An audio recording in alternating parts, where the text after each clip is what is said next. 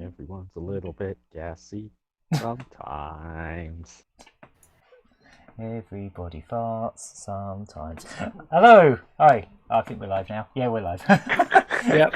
What an intro. I think that picked up, probably. I don't know. But, yeah, hi. Welcome. I hope so.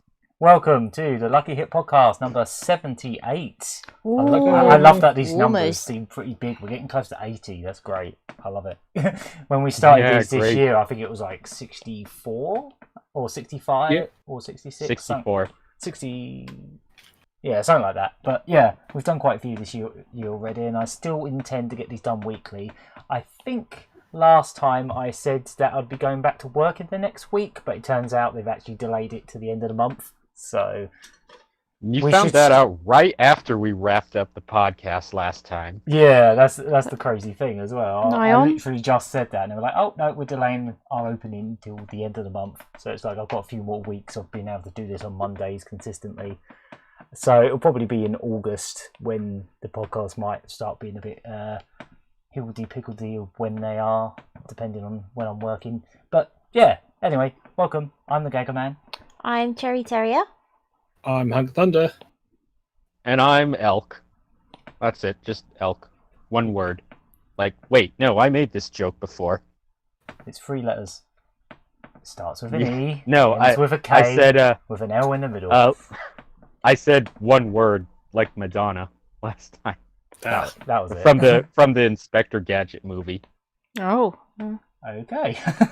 Is that the live action one that Disney made? Yeah, the live action. I think that's on Disney Plus for reasons.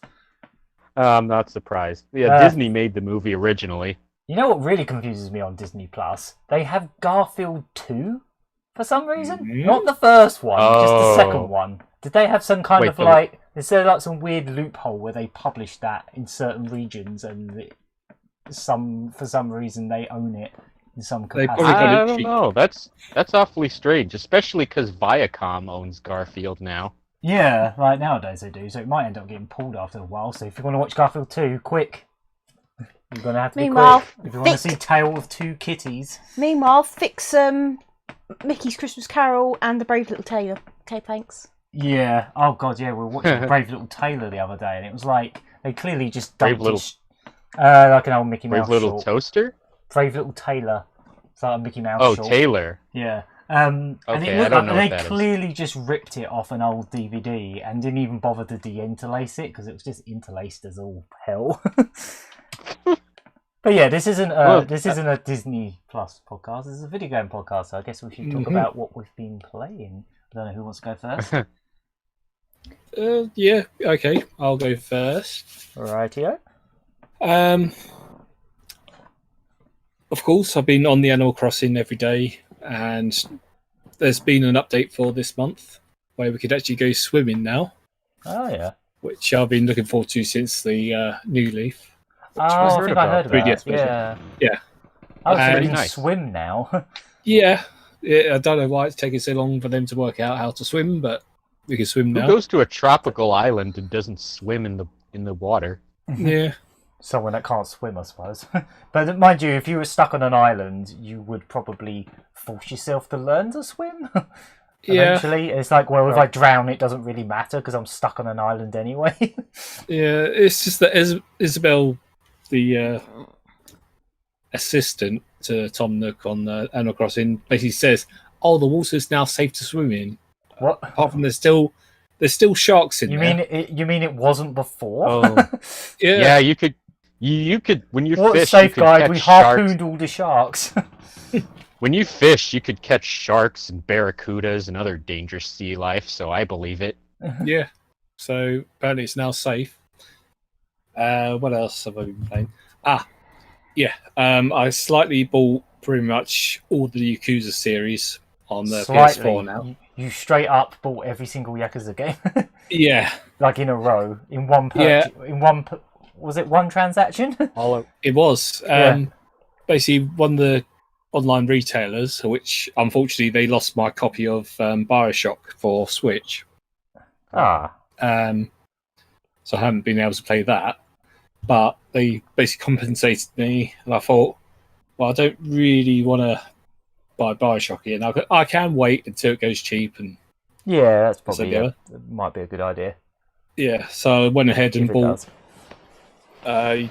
Yakuza 1 Kwame, Ah, yeah. Yakuza 2 Kwame, the remastered collection, which is 3, 4, and 5, and Song of Life, which is the sixth one.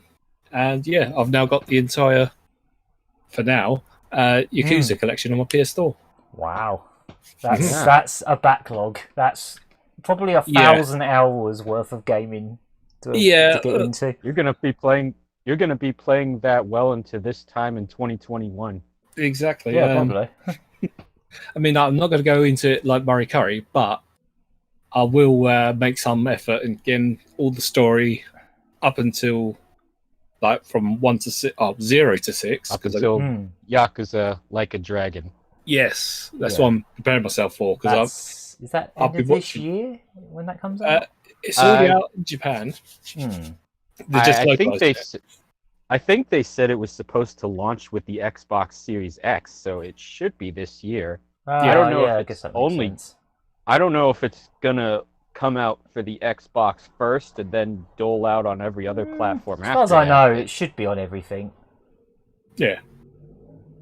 Yeah, I don't it's just a case of sitting and waiting.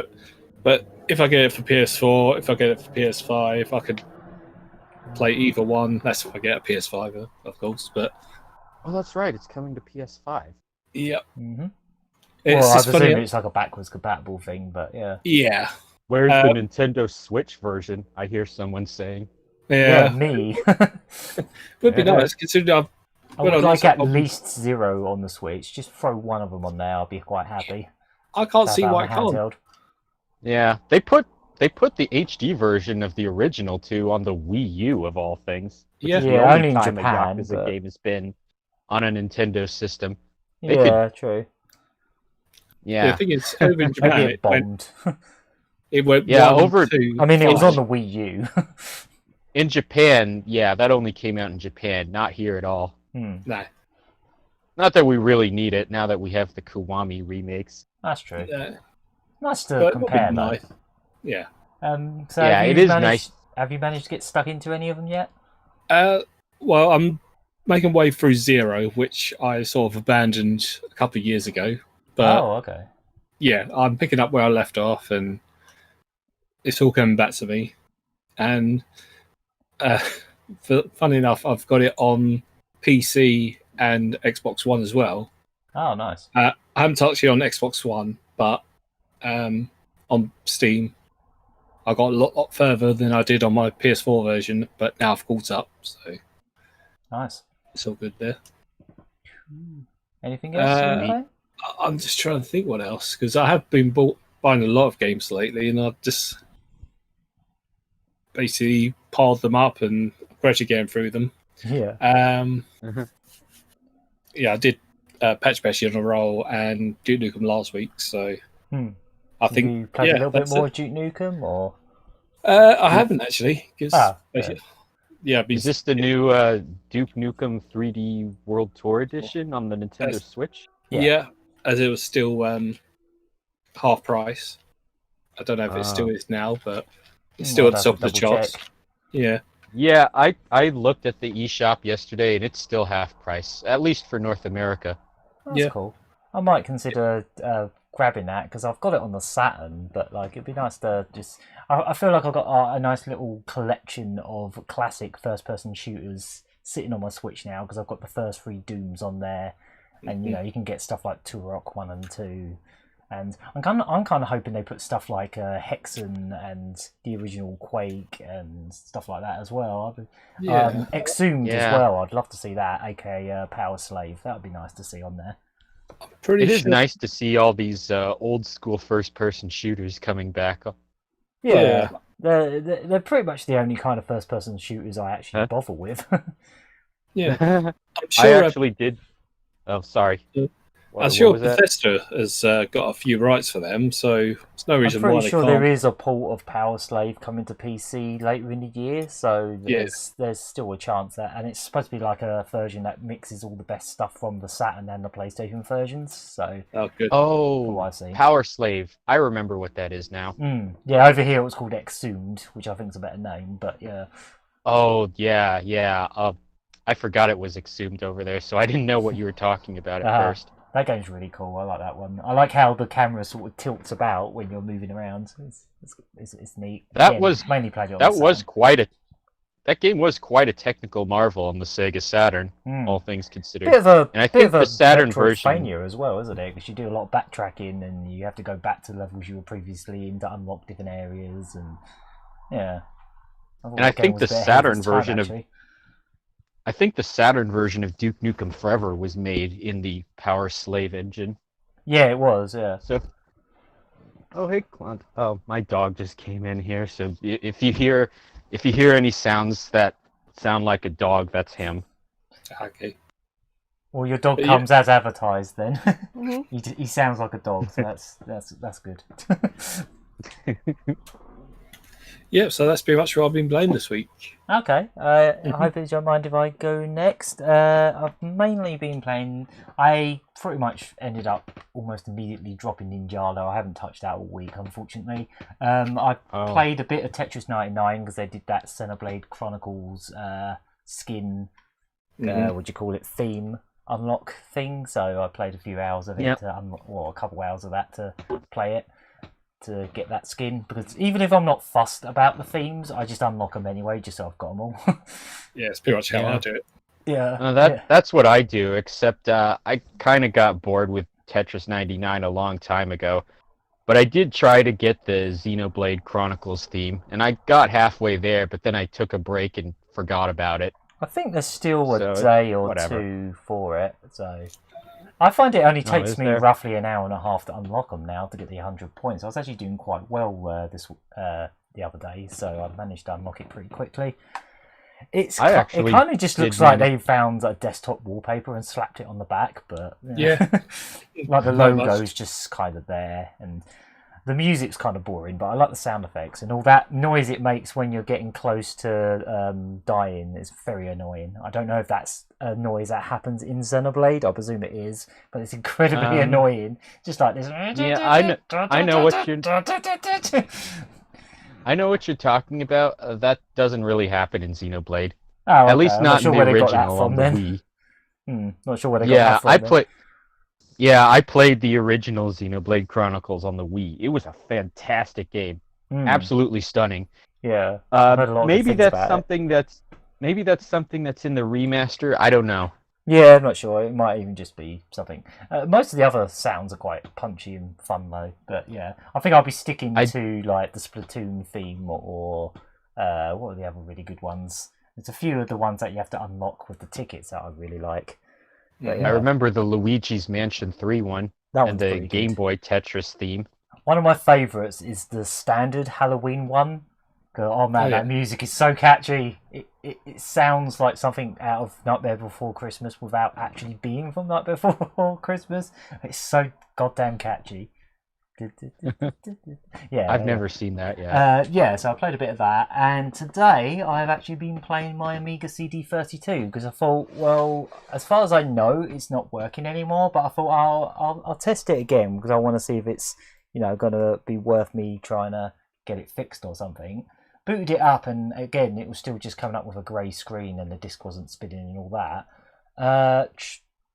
Tried it again, and it just started working again.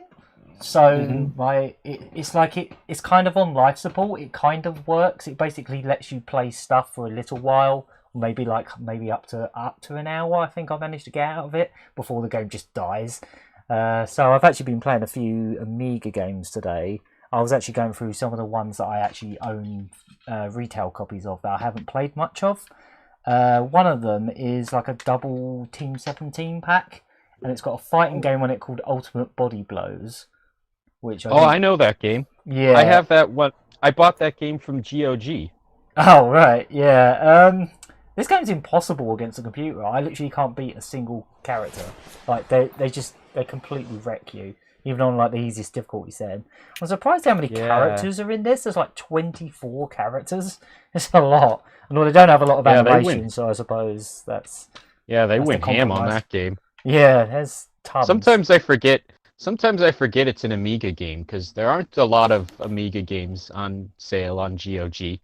I'm not sure if the game that I'm not sure if when you get it there you're getting the Amiga version and that's being emulated, or if there was a DOS version. There might have been a DOS version. I'm not sure. I seem to remember it was mainly advertised as an Amiga game because it was like, oh, it's the CD32's answer to Street Fighter. And it's like, nah. Most of the fighting games on the Amiga are not very good. Let's be honest. It's certainly a lot. It's certainly a lot better than that fighting game that was in the Angry Video Game Nerds CD32 video. Oh, I'm trying to remember which one you played now because there's quite a few and most of them are not great. Yeah, the one he showed was a big time mess. I bet it was Dangerous Streets because that game is something else. Probably. That I don't remember what it's called. I think it was that one. But yeah, I tried to play a little bit of that, but it's impossible to play against a computer. Basically, they just absolutely whoop you. No matter who you pick and no matter what options you change, they just completely demolish you.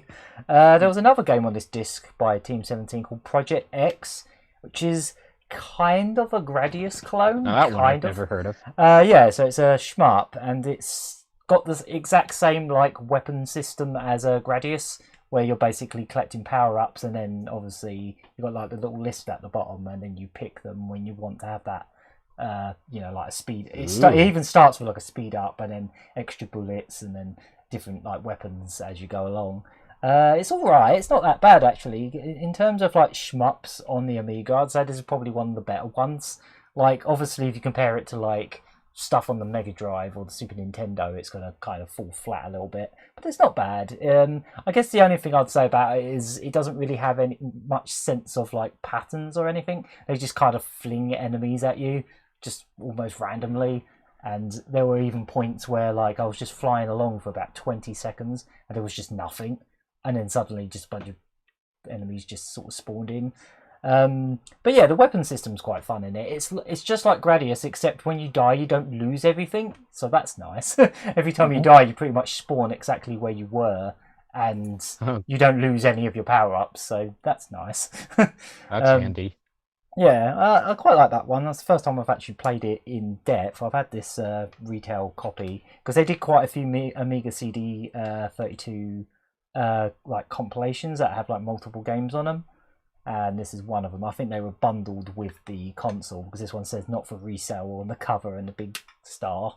And then I also played this one that I've had for a long time and only played briefly called Arabian Nights.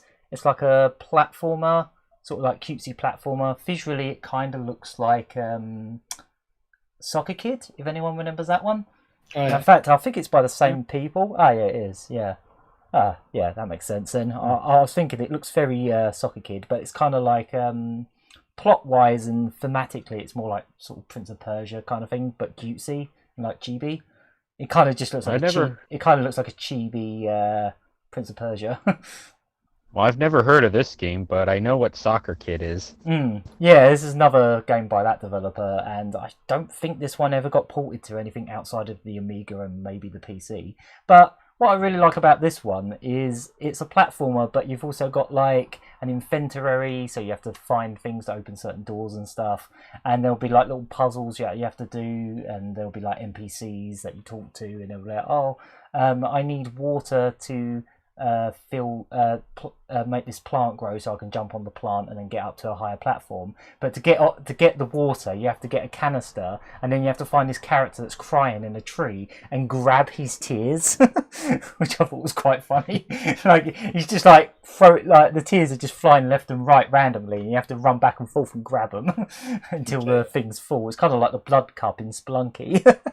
And just little things like that. It's cool little game actually. I've only ever played it briefly in the past, but I was actually quite surprised, like, because it's not like a linear platformer. You are sort of going left to right, but you do have to backtrack a bit. To unlock different areas and all that kind of stuff. And it's just got some fun little puzzles to it. And there's this bit where, because in the second level, you have to get this old lady to knit a magic carpet for you. And she's got like a proper like British accent on like the text as well for no particular reason. And yeah, she knits so fast that her house explodes. Wait, For some reason, she's just like, oh, it's got a blood. Yeah, she's knitting a magic carpet, and she's knitting it so fast. She goes, oh, it's gonna blow, and then the whole house explodes. And then you grab the magic carpet and fly off. It's weird. That's a lot of friction. Yeah, it really was. Was she knitting near nitroglycerin? She was knitting a magic carpet, so I suppose the magic made her house explode. I don't know, but yeah, if basically because my Amiga's kind of sort of working but not properly, I really want to do Amiga streams, but I'm going to have to wait till I've basically got it fixed. So what I've done is I've actually bought some new capacitors for it, which are going to come in the post hopefully in a week. And I'm going to see if I can actually replace the capacitors, because that's apparently what it probably is. Because it's definitely not the disk drive. Most people, when I looked it up, most people were saying it's the capacitors. They just go after a while. In fact, a lot of Amiga CD32s, when they were assembled in the factory, they actually put some of the capacitors on upside down. So they still kind of work, but not as well as they should. If that makes sense. Wow, that is weird. Apparently this console was quite sloppily put together.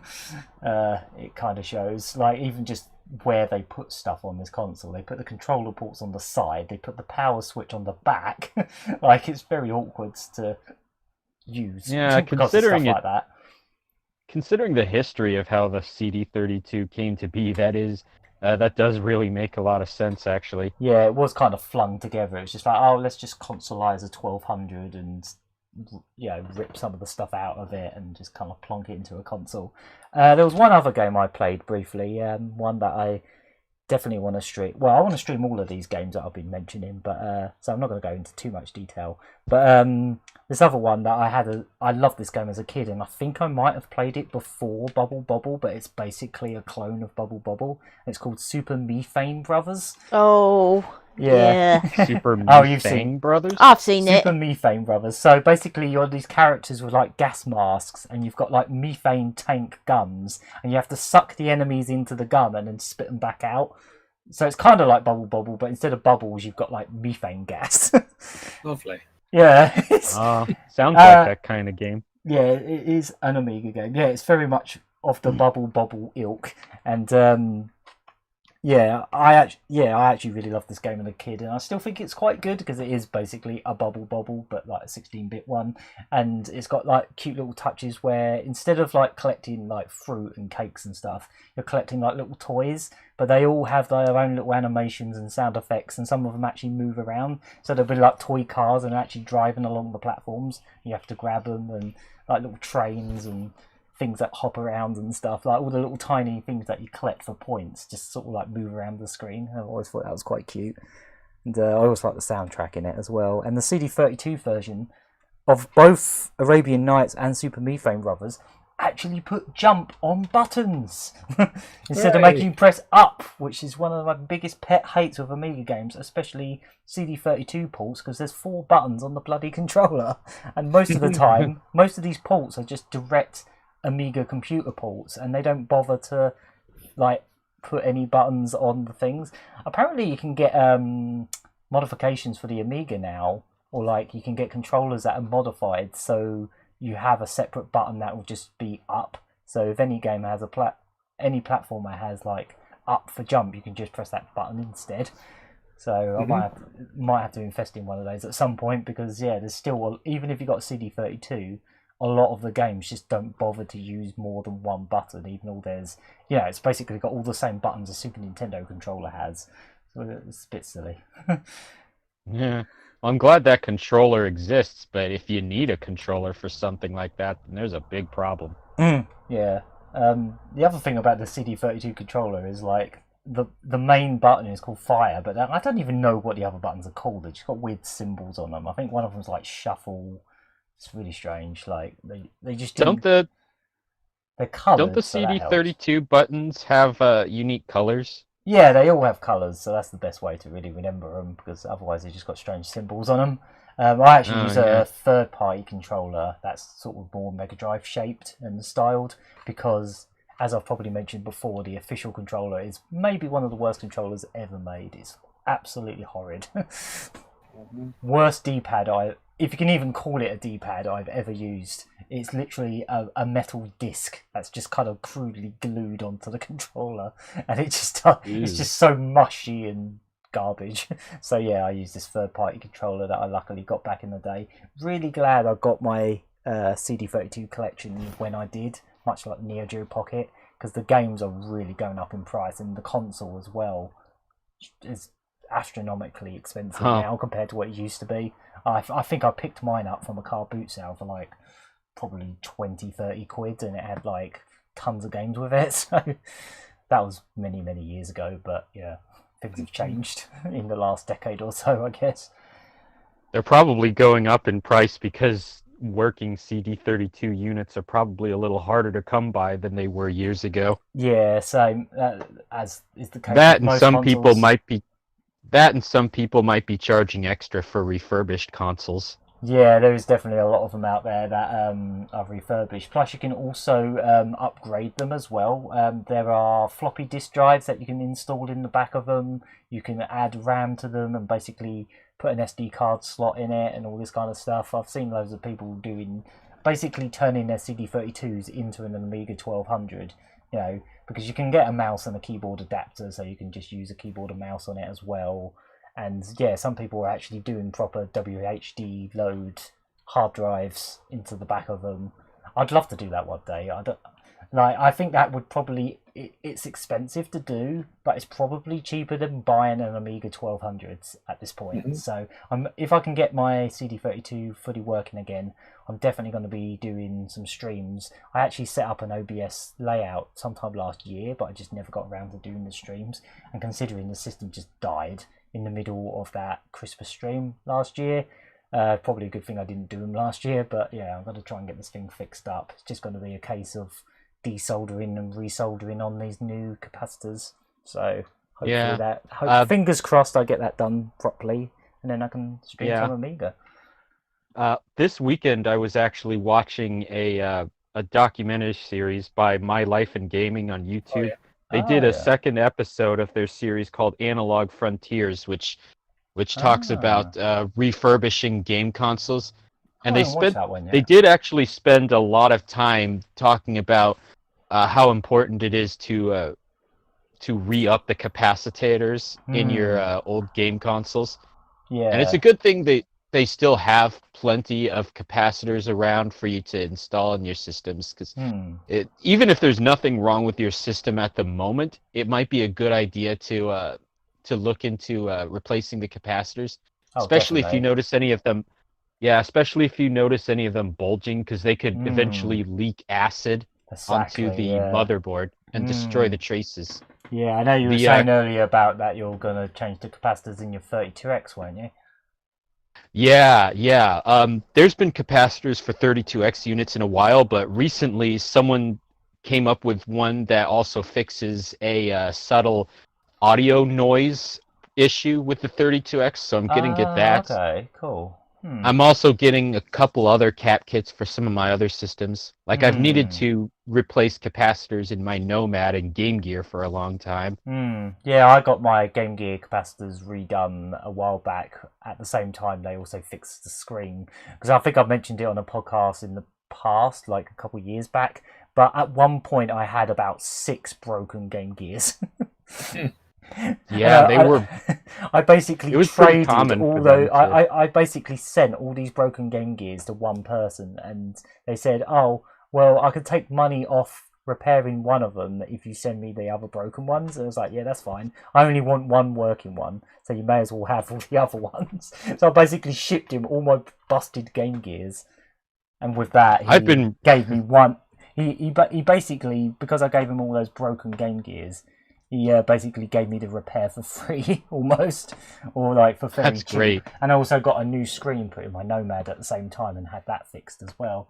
Yeah, I should probably open up some of these consoles, especially the rarer ones, and see what the capacitors are like, especially the 32X and the Nomad and stuff. See how they are. Yeah. I also replaced the screen in my Nomad before I filmed it for my Genesis 30th anniversary video last year. Because before that, the screen was cracked because I dropped it a long time ago. Oof.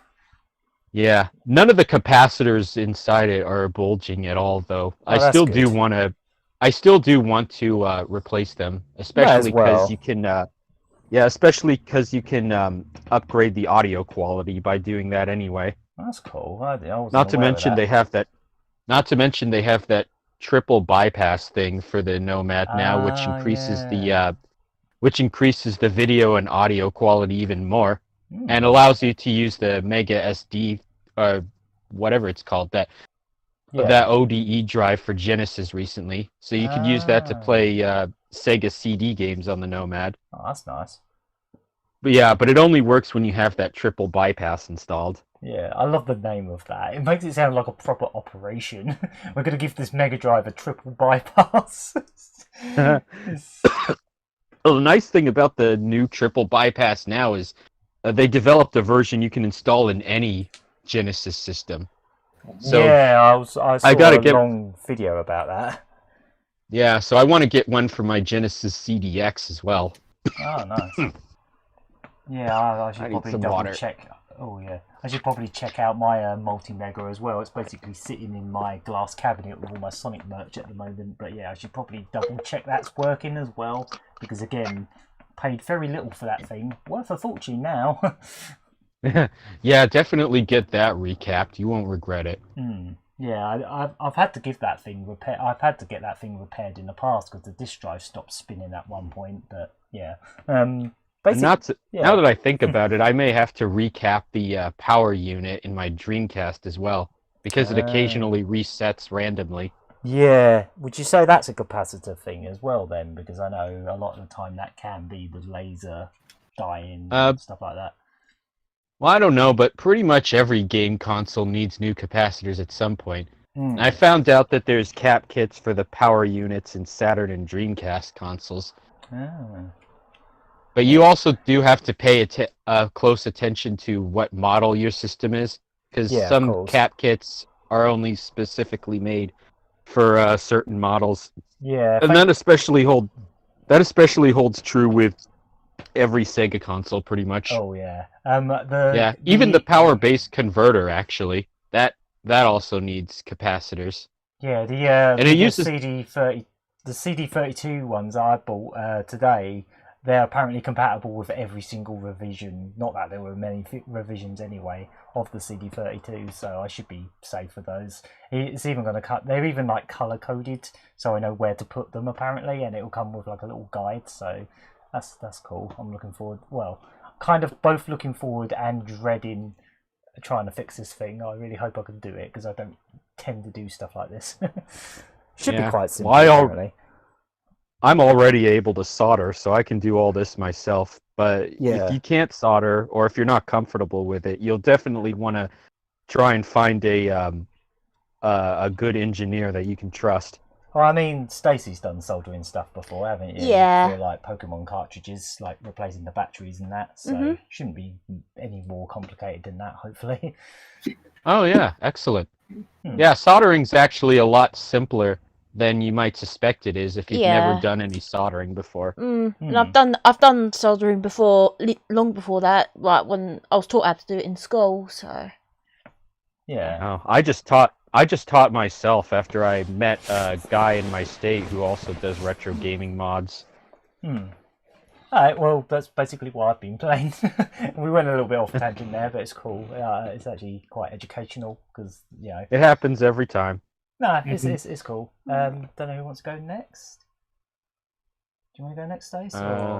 I suppose I'll be quick because it's pretty much the same old. Though I suppose I can talk about the progress I'm making on Mario Picross. Oh yeah, you're almost beating it now, aren't you? I've beaten the Mario side of it now. Yeah, you actually got credits, didn't you? And he did a little bow or something. Yeah, that's very polite, Mario. Yeah, it was like, oh, thank you for playing my game. We didn't say that, but you I'm, might as well have done. And I'm quite far in the Wario side.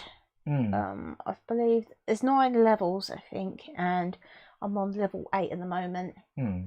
What was cool about that is some of the puzzles were actually enemies from Wario Land, weren't they? Yeah, that as well. Yeah, like because we weren't really sure what they were, like But when then- you were solving them. So I'm not really sure what this thing is, but then it came up in brackets in Japanese, and you were like, "Oh, that says Wario Land." It's like, Yeah. No, I know a tiny bit of katakana in that, but yeah. I still have a long way to go. And then I've been playing mainly that and Rayman Redemption again. Right, I think I'm very close to sussing the Mr. Dark boss now. Yeah, because we were going to stream Rayman Redemption again this Friday, but we've decided to do it tomorrow now because you pretty much feel like you're ready now this time. I still can't believe what happened last time. I was just absolutely distraught. 60 lives, though. We just lost all of them. It was ridiculous. It's just I'm so not saying bloody it's painful hard. to watch. Sorry? I'm not saying it's painful to watch, but I do feel sorry for it. It was stressful. Like I was just watching it, and I was just trying to be as quiet as possible so that you could concentrate. I was just like, you got 5 lives. We don't even know what the last phase is. It's just like... We've all dealt with a boss like that in some video game. Yep. I remember it took me several... I do remember years ago, it took me weeks to beat the final boss in No More Heroes. Oh, wow. Sir Henry Mother Effer, as Travis calls him. Oh, yeah. One thing I like about the cross games is if you can tell what the thing is going to be, it kind of makes it a little bit easier, doesn't it? It's kind of, sometimes. What's that? Sorry? Like, with the cross puzzles, sometimes if you suss out what it's supposed to be, it kind of helps you a little bit. It does, yeah. Because you're like, oh, it's probably drawn roughly like this. Kind of hints at it a little bit, doesn't it? Yeah. And yes. Though most of the time I have been a bit wrong. For like, especially the ones that turn out to be Wario Land related things, or just something very Japanese that, like, I guess it's like a very Japanese thing, so we wouldn't really know it. I guess like a cultural thing, but yeah. But yeah, that's mainly all that I've been playing. Yeah, lots of Mario Bros, Dr. Mario. Yeah. Not so much Pokemon at the moment, is it? Not at the moment. No, it's sort of dropped off it for a little bit. Taking a break from the pocket monsters. I don't know. For the moment, I guess. But yeah, we're gonna dive back into Rayman Redemption. One thing we didn't realise when we did that stream as well was, we had the 60 lives and then we lost them all. And straight after we finished the stream, we were like, hang on, we've got the save file with the 60 lives on a USB stick that was carried over to this laptop. We could have just put that in, closed the game, dragged the file back on and tried again. Yeah. We actually could have done. But I was getting a bit burnt out by then, so... Yeah, I'm not surprised. We were on that last level for like 2 hours. Again. Yeah. Just grueling. Really grueling. I'm just glad that they actually, like, don't make you do the whole boss where it's like all the mashed up previous bosses like every time you die to Mr. Dark. Yeah. But yeah, oof. I've got that them... boss is definitely harder than the original version. Yeah, I got them like sussed as well. Yeah, because they definitely added a lot of stuff to that boss, didn't they? Like even the one with like all the boss rush bit, there was like a few extra bits to it to make it even longer. And yeah, Mr. Dark is completely different. I seem to remember in the original you just like pulled things along on ropes or something. He is, yeah. Yeah, and then in this one he's like just doing all this Dragon Ball Z shit everywhere. It's just like lightning on the floor that you get like a split second to react to, and you have to make sure you jump early enough that you can hover down before it like stops going. And oh god, there's a lot going on. I'm not going to say this game's... It's bloody hard, but it's bloody brilliant, There's such thing as a good hard game, and this is definitely one of those. Yeah. So, yeah, and then, speaking of Pokemon, I managed to get my Zeraora Oh, No. your shiny one Yeah. from that raid, yeah. Because Yes. everyone who took part in the event that was a couple of weeks ago, and also if they transferred Pokemon from home to Sword and Shield and vice versa, they get a shiny Zeraora.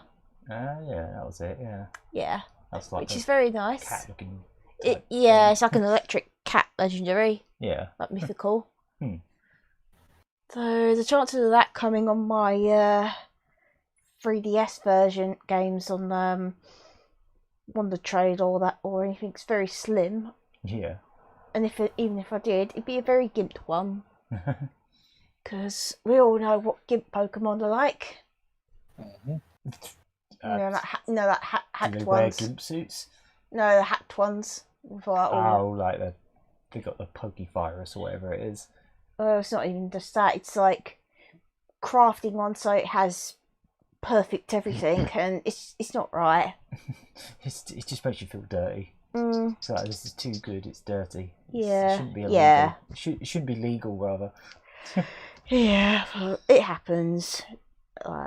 Just reminds me of the old days of like using hacked chows in chow racing and stuff. Oh yeah. And just like getting that little application you could download that would let you just put in whatever stats you want for the chow, and then it would be like, oh, let's just make everything level 999, and then you go into the chow race and they just bullet through the whole thing. Yeah. Just like leave everything else in the dust. And you could just like design them however you wanted. That stuff was fun to mess around with, like FMU applications that just let you make your own chows. Like it's like, do you want it to look like knights? There's the button to turn it into knights. If it was the second game, it'd give you stuff like, oh, you can put the skull on its head, so you don't have to wait for one. You don't have to keep giving a chow a skull and hoping he might stick it on his head. Yeah, that's mainly all I've been playing this week. Okay. Yeah. All right. Then I guess that just leaves. That just leaves me. So this is the part where I would usually talk about playing Phantasy Star 2 online 2 all day, every day. But this time I'm not going to do that. I kind of slowed down on the game this week. I've been playing it so much. I think it was finally time for me to start feeling burnt out and needed a break. That's fine. I did log in on the 2nd day of July though, since that's PSO2 day, when you get a bunch of items and a bunch of free boosts. I thought every day was PSO2 day. No. The 2nd day of every month is a day where just for logging in, you get a bunch of neat items. Like you get some star gems to buy stuff. You get a bunch of free tri boosts, which for a limited time will boost your experience, your meseta, and your chances of getting rare item drops. So I did log on that day, but most of the week I haven't been active in the game. And I think part of it was because although the Independence Day event is still going until the 7th, I haven't been too enthusiastic about it. I haven't actually gotten any special Independence Day items. Just played the Virtual City Urgent Quest a couple of times when it did come up. But maybe the next event, whatever it is, will be something I'll be a little more enthusiastic about. Taco Tuesday. What? Taco Tuesday. They'll do a Taco Tuesday event, and you can dress up as a taco. Yeah, I think I'd be a lot more into that, even though I don't even like. I'd be installing it straight away. Even though I don't even like tacos. But yeah, I actually spent a lot more time playing Jet Set Radio.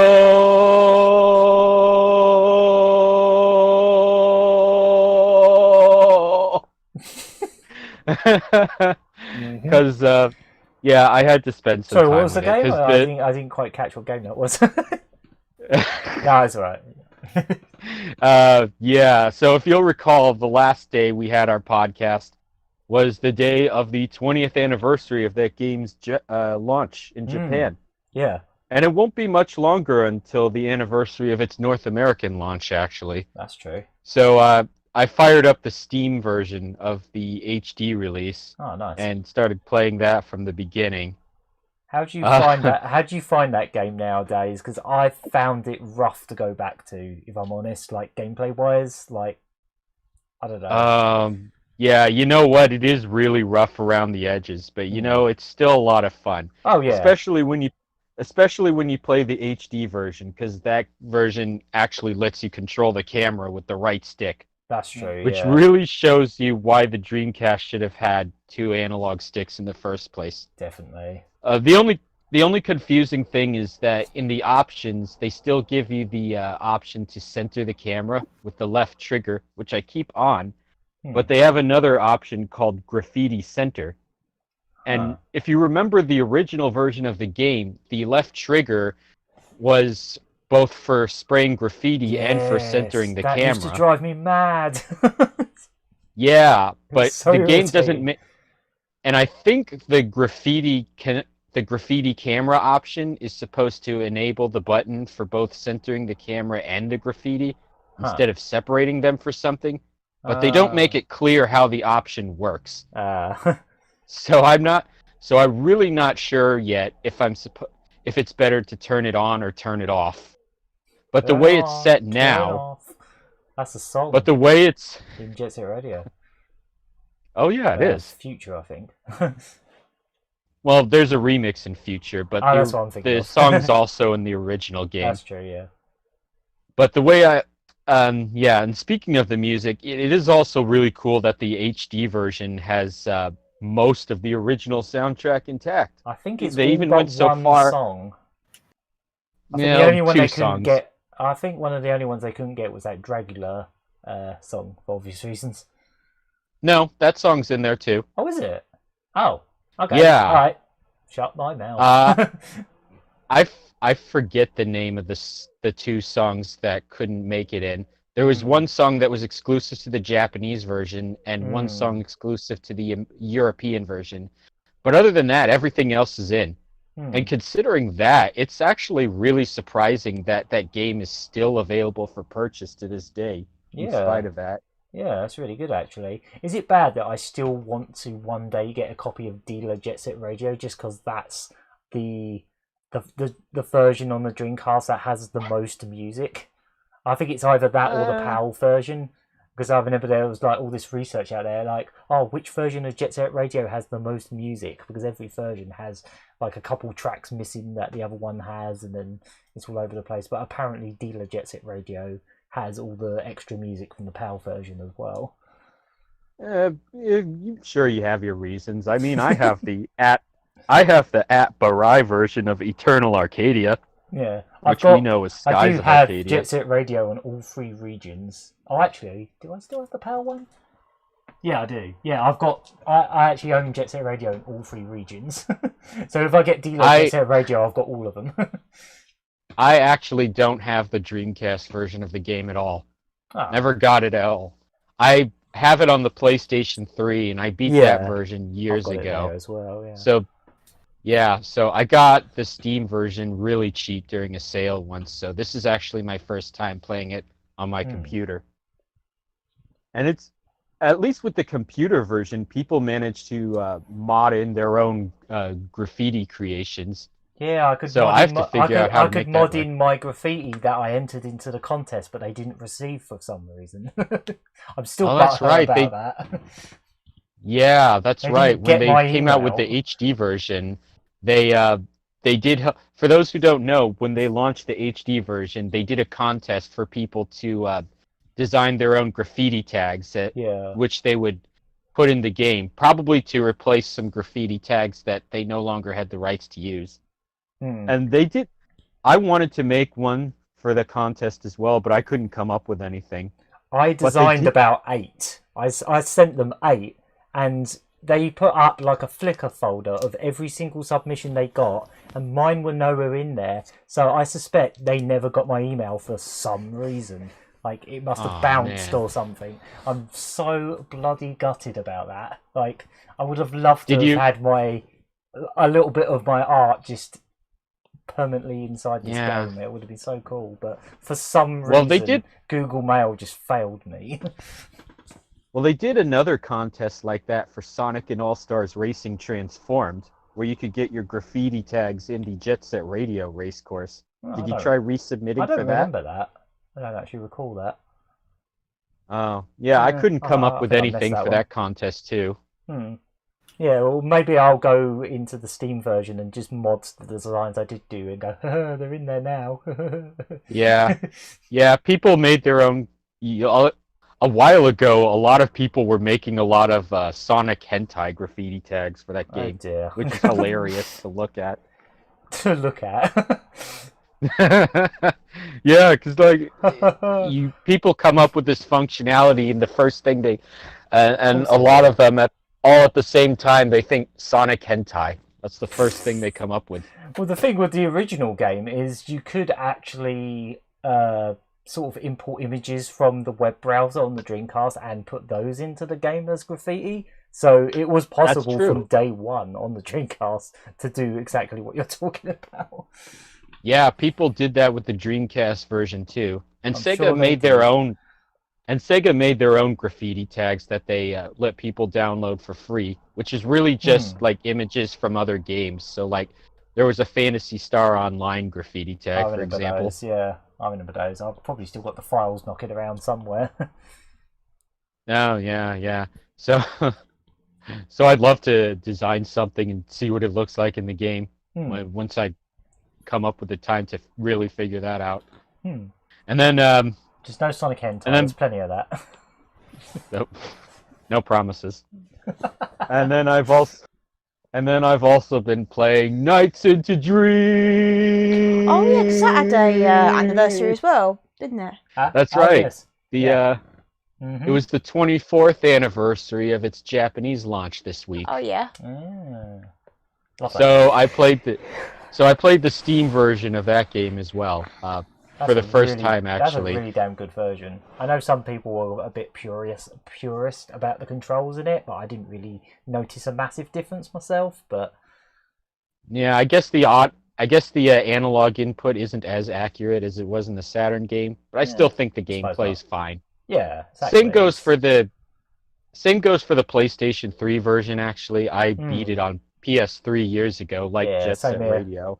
Yeah. So now I'm playing it on PC for the first time. And going back to that game again, I'm actually figuring out the scoring system in that game a lot more. Yeah. I'm starting to realize a lot more that creatively the game's a lot more clever than I thought it was. Not that I thought it was creatively bankrupt before. I always thought it was great. Well, the thing But, with like, Nights there's into Dreams is it doesn't explain anything to you at all, so you just have to figure it out. That's why a lot of people just don't get it. Like, the game does absolutely nothing to teach you what the scoring system is. You just have to keep playing it until it clicks. And having that game on the Saturn as a child, it took me possibly years to actually suss that game's scoring system out, because it is so vague.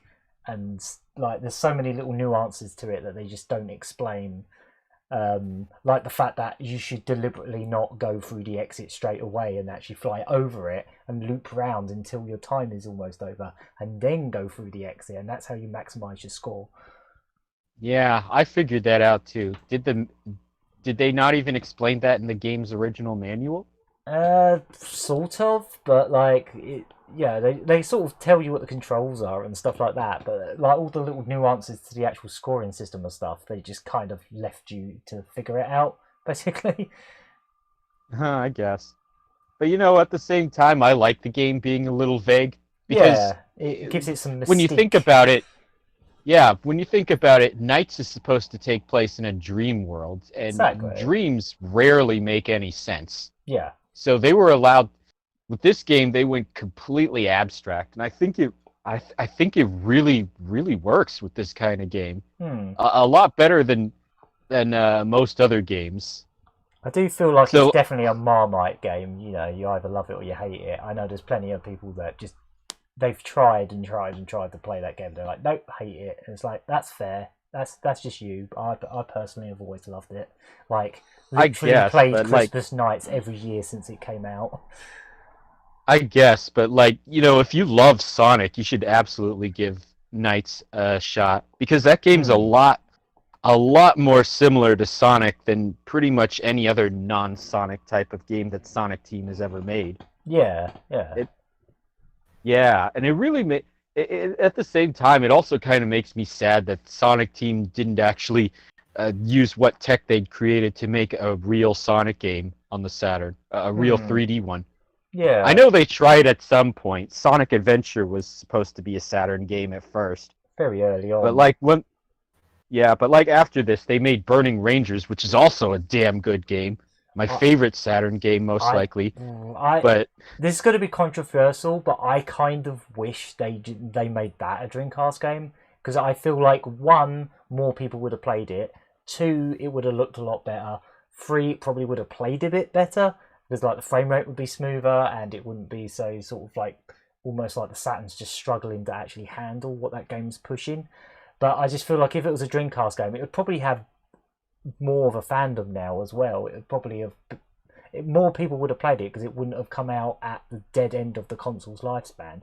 It might have come out near the beginning of the Dreamcast lifespan, and I think it might. Burning Rangers. Yeah. I honestly think that game would have done a lot better if it was a Dreamcast game, maybe near launch.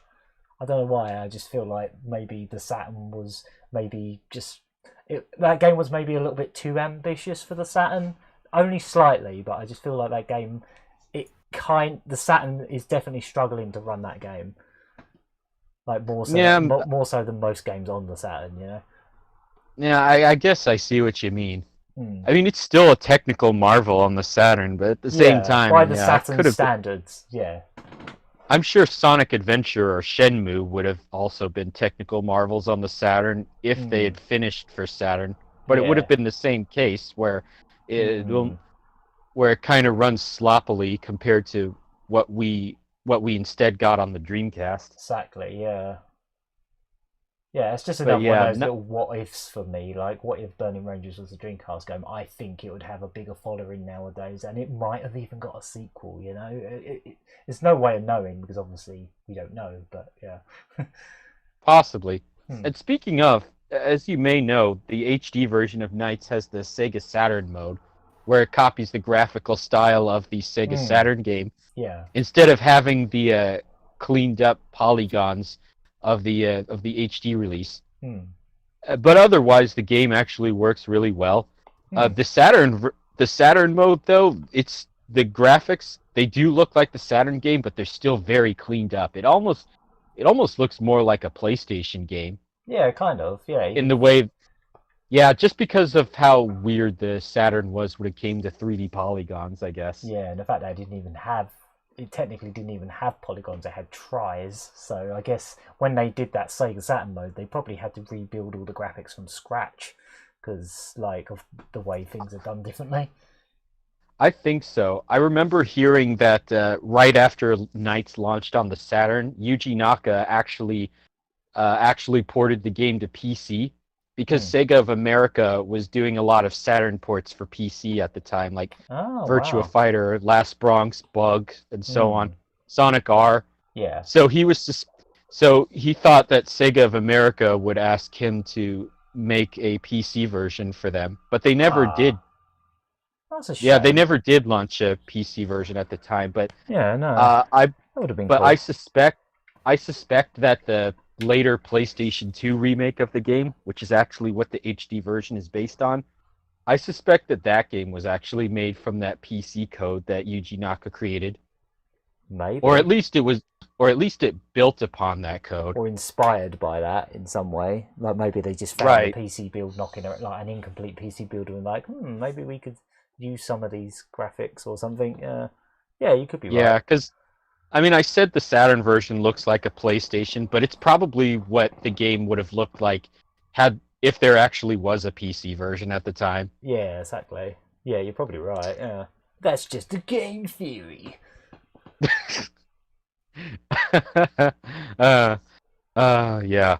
And then beyond all that, I was also playing a lot more Ninjala, actually. Oh, okay. I actually like that game a lot more than you seem to like it. Yeah, I've kind of just dropped off of it because I just kind of. Have you figured out any more nuance with the combat? Because I just kind of found it was just really mushy and kind of luck based in a way. I know I've looked into it now. The arrows that come up when you clash with each other, like there is a bit of a rock paper scissors element to it, where like certain directions will prioritize over other ones or something. But otherwise, Yeah, I actually figured out quite a lot with that game. Actually, okay. there's a lot going on with that game, and I kind of wish the game would explain it a little better because I That's had to probably figure out why. Bit like I had to Nice. figure out a lot of this stuff on my own through observation and through Okay. just like thinking outside the box, which I'll explain in a minute. Yeah, But the go nice for it. thing is the game does have a training mode, so you could practice at your own leisure. And I'm not just talking about the practice dojo that you go into when you're waiting for a game to start. There is a Yeah. training mode where you can enter into any of the currently available stages as well. Oh, okay. I haven't actually tried that yet. Yeah, that's in the battle lobby. It's one of the Yeah. options there when you're about to start a game. Okay. I just assumed that was just like the thing you get when you're waiting for a match, where you just wail on a CPU player and he does nothing. I mean, there's also that, but in the training mode, you have a little more control. You can That's pick good. any stage. You can set a certain action for the computer player to partake in, kind of like the training mode in a fighting game, actually. Oh, right. And Okay. what I figured out with Ninjala is, when I started playing that game more, I started thinking more about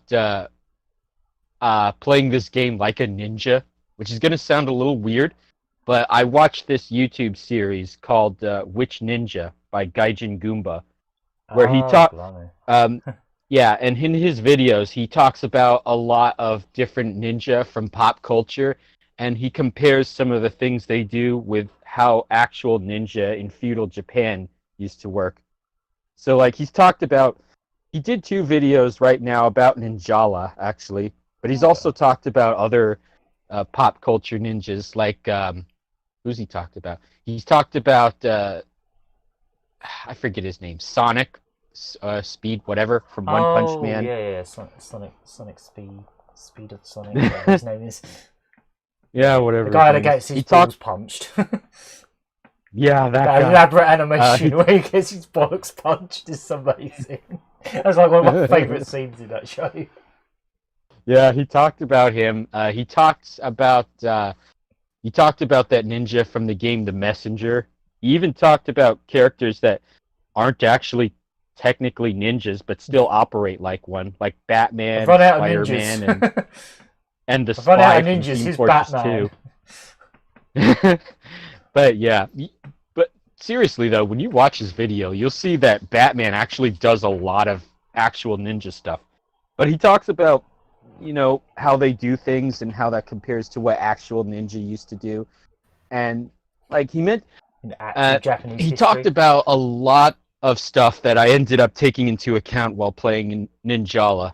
Because you guys probably know this, but if you know anything about actual ninja from history, you know that they weren't really combat specialists. Sometimes they'd fight, but usually they have to end a fight very quickly because they're not as capable as, say, a samurai, for example. If they needed to quickly subdue or disarm someone, that's the best they could do. Otherwise, they have to run. And that's kind of how you want to approach Ninjala. And it makes a point of it because the combat really is stiff, and in some cases it's based on luck with the rock, paper, scissors parry. So when you play Ninjala, you have a lot of special abilities that you want to take advantage of.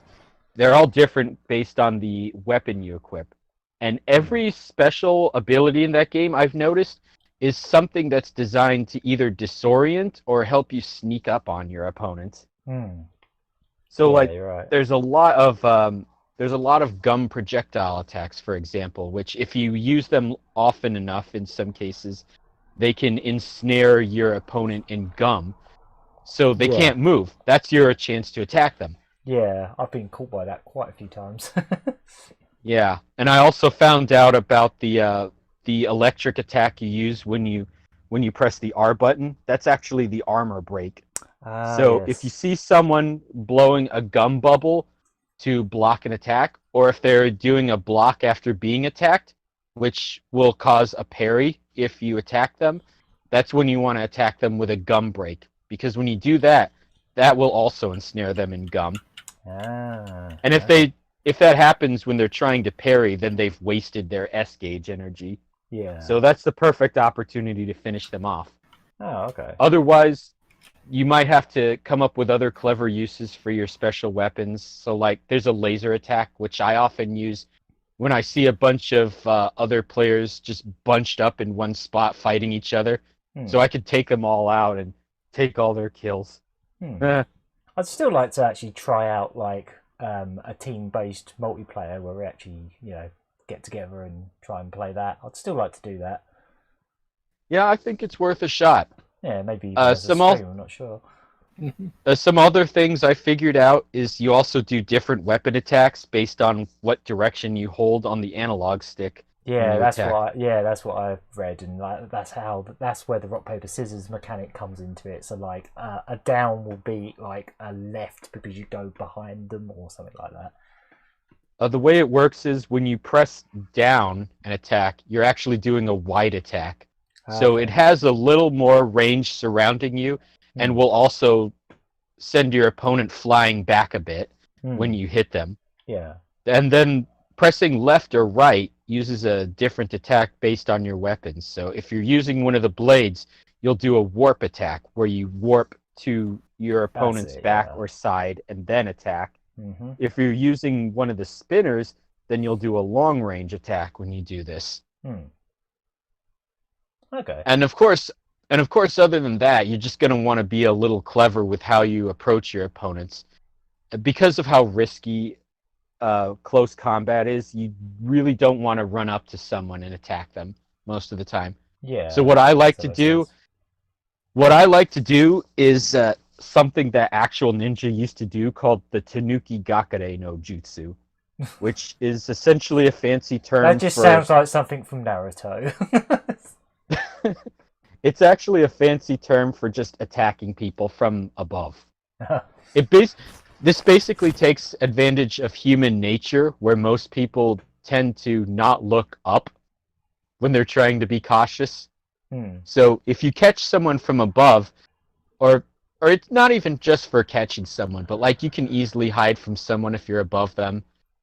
But a lot of ninja, they also like to like jump down from a tree, for example, and attack someone. That's what you want to do in Ninjala, when you're able to. Yeah. Not to mention, Ninjala straight up gives you the option of being able to morph into an item to hide from enemies. Of course, yeah. Which I know a lot of people don't do, because I'm sure a lot of people don't think about it because you're timed in this game. Exactly. You don't get really a lot of time to sit around, really. Yeah, this isn't like Metal Gear Solid where you can wait for your opponents to, as long as you need to, for them to be in the perfect position to attack them. But you're going to have to leverage all of this in the time that you get. But once you figure it out, I think you'll find the game is actually a lot more easier than it might seem. Because I've been progressively doing a lot better in the game once I started thinking about all this more. That's fair. And it goes back. I do want to give it another shot. I haven't given up on it completely. I just haven't got around to it this week because I've been mostly animating. Yeah, well, you do some good animations, so that's definitely not time wasted. But all of this goes back to what I was saying a couple podcasts back when I talked about SNK heroines. It's that Oh, there's my dog again. I typically like games like this that make you think outside the box and approach them very, very differently from how you would approach a similar game. So is that mostly what you've been playing then? Yeah, pretty much. Cool. Right. I guess that's what we've all been playing. I guess we should move on to the news. Right. So first one I want to talk about is just like this kind of interesting little thing about the Namco Museum archives that's just come out, like the other week. So with I think it's the Volume 1 version, because this is created. It's basically a bunch of NES games, isn't it? It's like NES versions of their arcade games.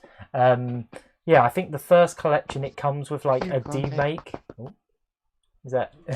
Yeah, it comes with like a demake of Pac Man Champion Edition. Sorry. Sorry, I was talking to my dog. I thought you might have been. I could hear like. Trying to get him on your lap. Yeah, I'm sitting on my bed, for example, and he's just sitting there like he doesn't know if it's okay to hop up on the bed. You might be on the podcast. Anyway, I don't know if you guys remember about the Mega Drive Mini and how it had a new Mega Drive port of Darius, which was actually created by a Japanese fan game / homebrew developer. So it's a damn good port too. There was a bit of mystery floating around involving this Pac Man Championship Edition demake, and a bit of like kind of miscommunication, I suppose, at first. But basically, a video of what was essentially this exact same version of like this NES version of Pac Man Championship Edition was found in a video from like almost 10 years ago. It was like 2008 or something like that. And turns out it's another case of a Japanese homebrew developer actually making the demake. And Namco at first were making it sound like, or rather M2 were making it sound like it was just them that made it, and that apparently it was they had been working on it on and off for the last 5 years, and it was going to be in like a 3DS collection at some point or something like that. But now they've actually come out with an official statement saying about the actual developer. They've actually essentially credited him and saying that he worked with them on it. So it says he's what does it say on here? The development team said in the statement provided, in the case of Coke 774, which is the username of the guy that made the original ROM hack or homebrew thing, he said his work was highly appreciated by our team, and we worked with him officially to implement the design into our game. So yeah, they've finally come out and just said, yeah, we worked with this guy and had it officially sanctioned, basically. I love that this keeps happening. I love this. Like, people that make fan games or like demakes and stuff just ended up getting officially sanctioned years down the line in an actual collection, like what happened with the Darius port on the Mega Drive Mini, and now we've got this as well. I just think this is really neat. I just think it's neat. You know, it's neat when you put it like that, because it's also kind of like, even though it's not exactly the same thing, it's like how we wound up with stuff like Sonic Mania and Streets of Rage 4. Exactly. Where a company entrusts talented fans to make something like this, and then they actually publish it like it's one of their own games. Yeah, exactly. I think that's a really cool trend that I hope continues for a long time. And it makes perfect sense for this to happen with a Pac Man game, because it happened before with a little known game called Mrs. Pac Man. As you know, it was originally technically a sort of ROM hack, or it was some kind of like bootleg hack of Pac Man called Crazy Otto. Oh yeah, and I often forget about this. There's still a bit of like legal battles around it, and there's kind of a reason they don't re-release Miss Pac-Man so much nowadays. It's because there's a bit of a mess involving that game, because Namco sort of owns it, but they sort of don't, and it's always been a bit of a murky situation with that game. And then At Games tried to steal the rights away from they? Yeah, you didn't know about this? At Games has been trying to make At Games still works with Namco right now. They've been trying to make a backroom deal with the legal battle is. Oh, I see. Yeah. Yeah, they've been trying to make a backroom deal with the people who actually do own the rights to the code from Miss Pac-Man. So wow. And then Namco And then Namco found out about this and tried to sue them. And at the same time, Walgreens, the store, is also suing AtGames because, Walgreens? and I don't even, yeah, Walgreens, and Why? it has nothing to do with Miss Pac-Man. I think it's because I think what's actually happening is AtGames products are so awful that when Walgreens buys their products to sell in their stores and people don't buy them, AtGames, I forget exactly what happened, but it is basically around money, where Walgreens is losing a ton of money around AtGames. AtGames doesn't listen to them when they come up with complaints, and Walgreens has had enough of them. It's all right. Aren't you glad that... I thought Walgreens was like a vegetable shop or something. Oh, it's no. I Walgreens would say it's more like Boots. Walgreens, I think. Oh, is it? Oh, okay. Walgreens is like a it's like a general store and a pharmacy, but they do have electronics. But the electronics they sell are incredibly cheap. Yeah. So they just if get you stuff see like that, yeah. if you do see any video game stuff at a store like Walgreens, it's usually always AtGames. Because AtGames cheaps out so much. That kind of reminds me of how Boots used to very rarely sell video games, didn't they? Usually around Christmas, it was just like... Yeah. I think that's where my GameCube came from, actually. I have a that's something I did find on my PC. I found a commercial for Boots that was about... I think it's from 1992, and it had a brief clip of Sonic the Hedgehog with a Mega Drive in it. Yeah, because Boots is basically the same... Well... It's more like a sort of what you call pharmacy, like drugstore type place. Yeah. Well, we just call it a health and beauty shop. I don't think they've done that for years now. In fact, I think that was the last time I remember them selling video games around Christmas was around the GameCube era, I suppose. Hold on a second. Yeah. I'll be right back. Okay, cool. All right. I might as well continue. So I guess the only other thing that needs, if there is a mystery around it now, is the second Namcot collection. I guess I'm referring it to Namcot because it's basically all the NES stuff, all the Famicom ports.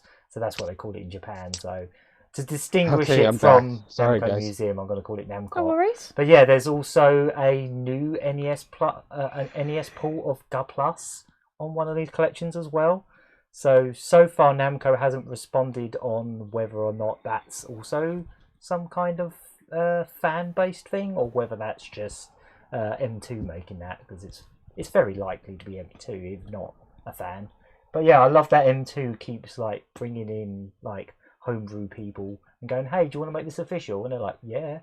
Can you pull videos of it off the internet though? Yeah, I could do that. And then that's why the mystery happened, because basically people were trying to figure out where this old video of it came from, because the guy that made the ROM hack does have a romhacking.org page with all of these other games on it, but the Pac Man one's nowhere to be seen.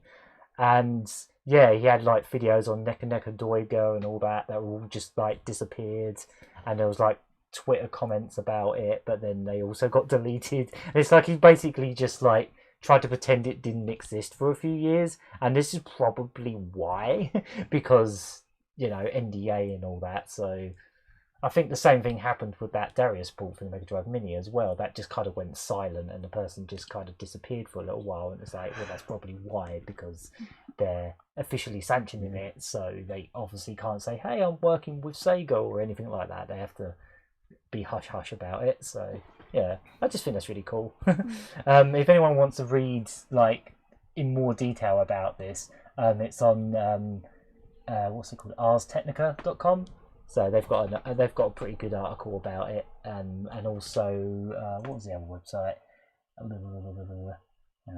There's something, I'm trying to remember the name of it now. I can't remember now, but there'll be a link to it in there somewhere. But basically, they go through all the like the little differences between the two, because obviously the version that was made almost a decade ago did have a few differences, mainly in the music department. M2's main job on the new version of it was to just make the music better, essentially, and also improved a couple little things and changed a couple graphics here and there. But essentially, it was still the same demake that Coke 774 made all those years ago, just tuned up and made even better. Yeah, I just thought it was really cool. I don't know what it is about Pac Man, but there's always cool, weird stuff or bizarre stuff around Pac Man always happening for some reason, or just occasionally. But you know, I just think Never a dull moment with Pac Man. Yeah, Pac Man's never a dull moment.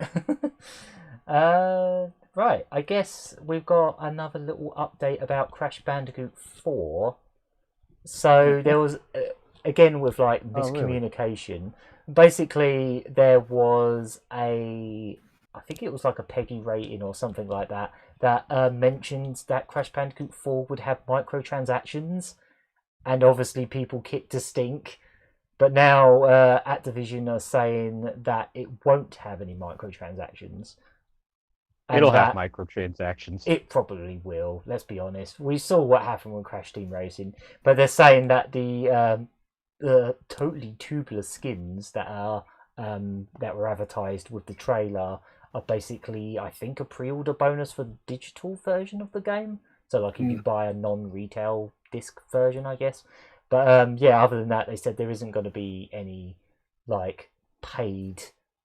Well, there'll probably be paid DLC. Let's be honest, but I can't. There's going to be a lot. Yeah, I mean, I don't trust Activision. I really don't. Nah, me neither. After what happened with Team Racing, I'm not surprised. I didn't want to talk about this too much when we were talking about the announcement because I didn't want to sound like a negative Nancy. But yeah, if Activision Blizzard says that they're going to come out with a game and it won't have microtransactions, I'm inclined to believe the opposite will be true. Yeah, I don't blame you. It's Activision. Another couple of weird things that have come out about it. The rating it's getting. Like, it's apparently got a M rated in Australia, and I believe, like... M rating? Yeah. What, because... like 17 and older? Or maybe, like, I don't know the exact...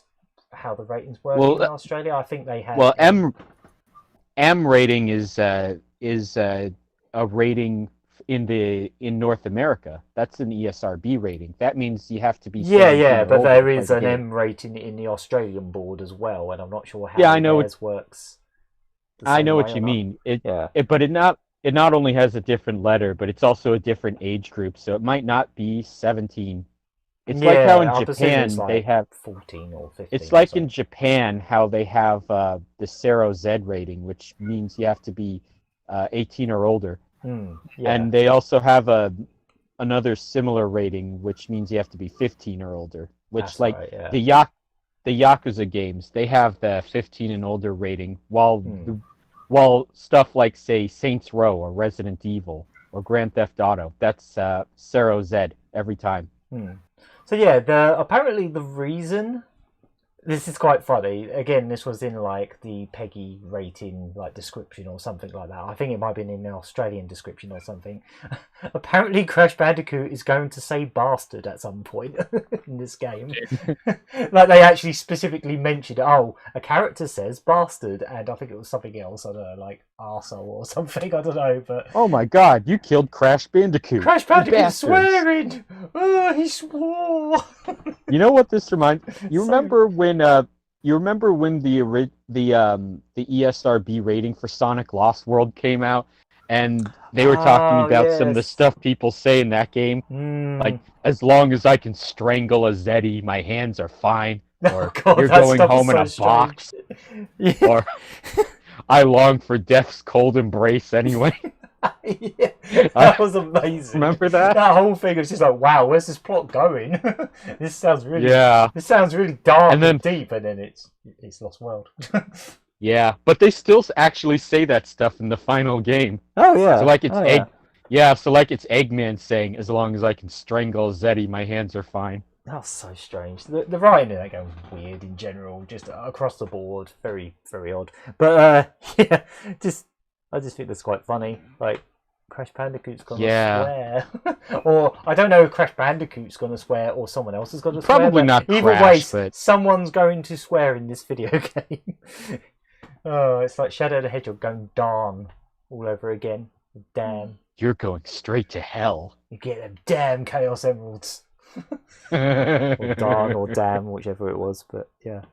Yep. I And don't then know. right after he kills Eggman.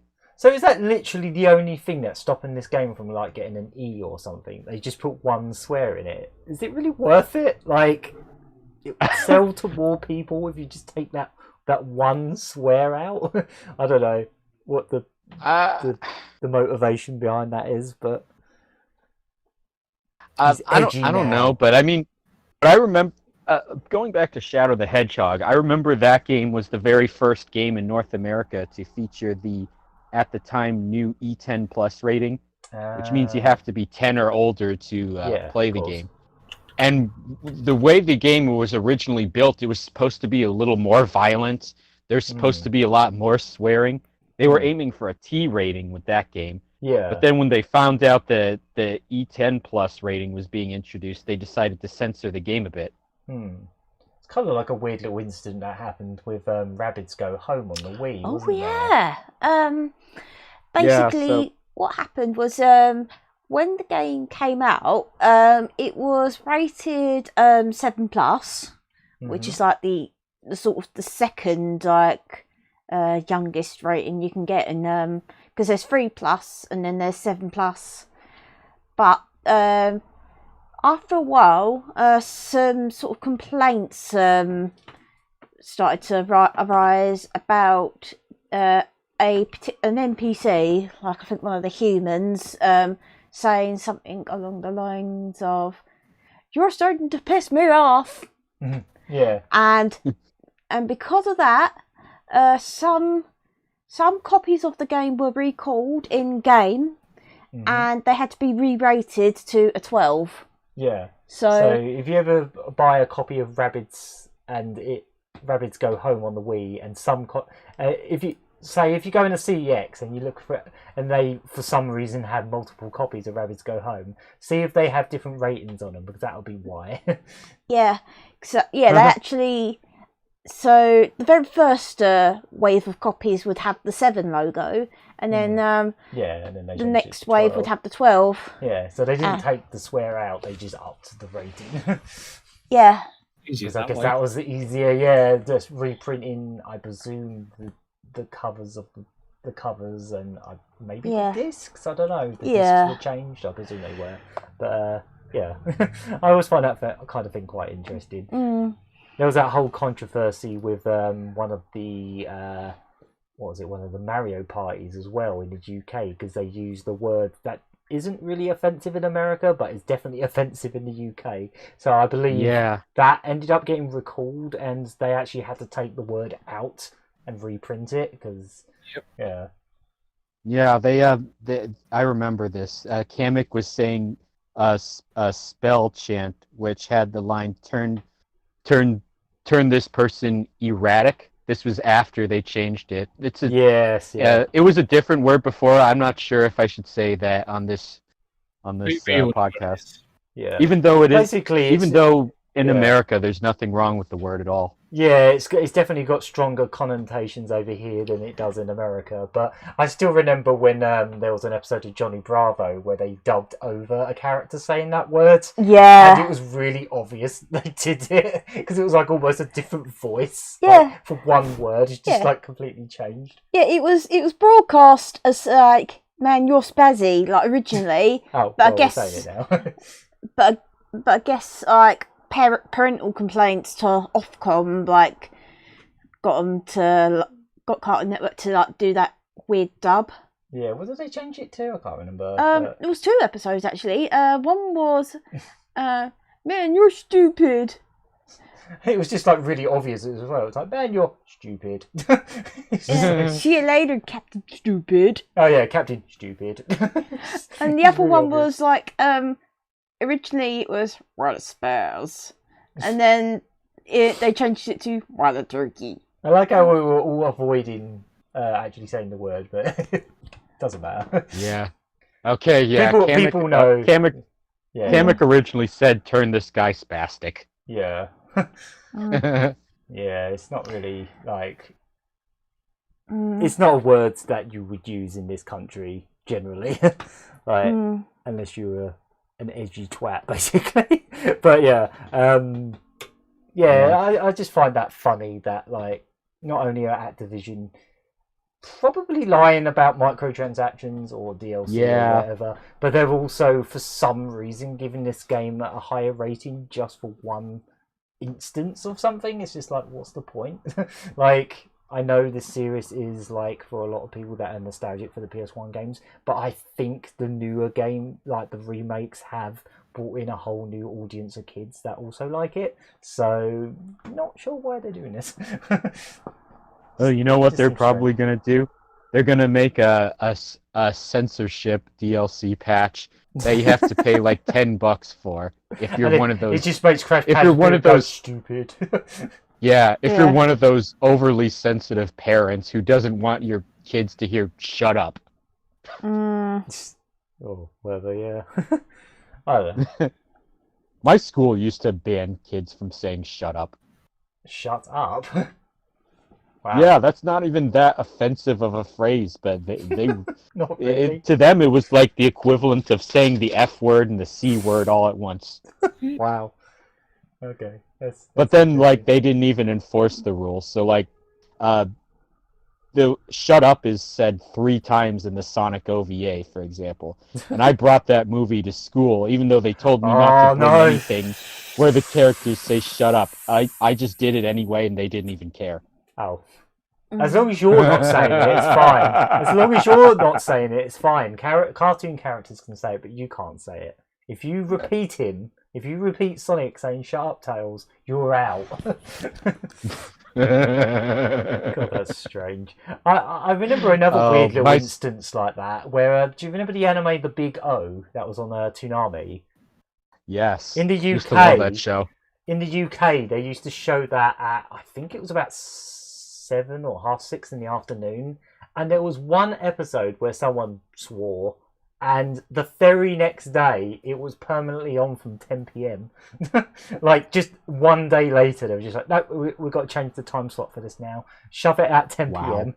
Like, just 24 hours later they must have already had enough complaints. They were like, right, we can't take this risk again. Wow. We didn't know this anime was going to have swears. Reminds me of how Funimation recently committed to dubbing this show called Interspecies Reviewers. Oh, God. Which is... God, yeah, that whole thing where they were like, oh, we don't know what this is. We're just going to simulcast it. And it's like, wait, this is porn. And they're like, we don't stream porn. We didn't know this. We didn't know it was porn, honest. It's like, that happened. Yeah, but we're gonna dub Bible Black. I'm sure it'll be fine. Yeah, it'll be fine. I'm sure it's totally safe for work. Right, so I'm trying to think what else we can. Yeah, sorry about the use of the S word. That's all right. It's fine. I think people probably already knew what we were referring to. Yeah. Yeah. It's a bit like, mind you, there's that's not the only word that's not so offensive in America, but is a bit more offensive in Britain, that's for sure. There's a few of those. Right, so a couple of other little bits. I'm just going to grab up the thing. So, a guy... Well, I'm literally reading this directly off Reset Era because I haven't actually read it in detail yet.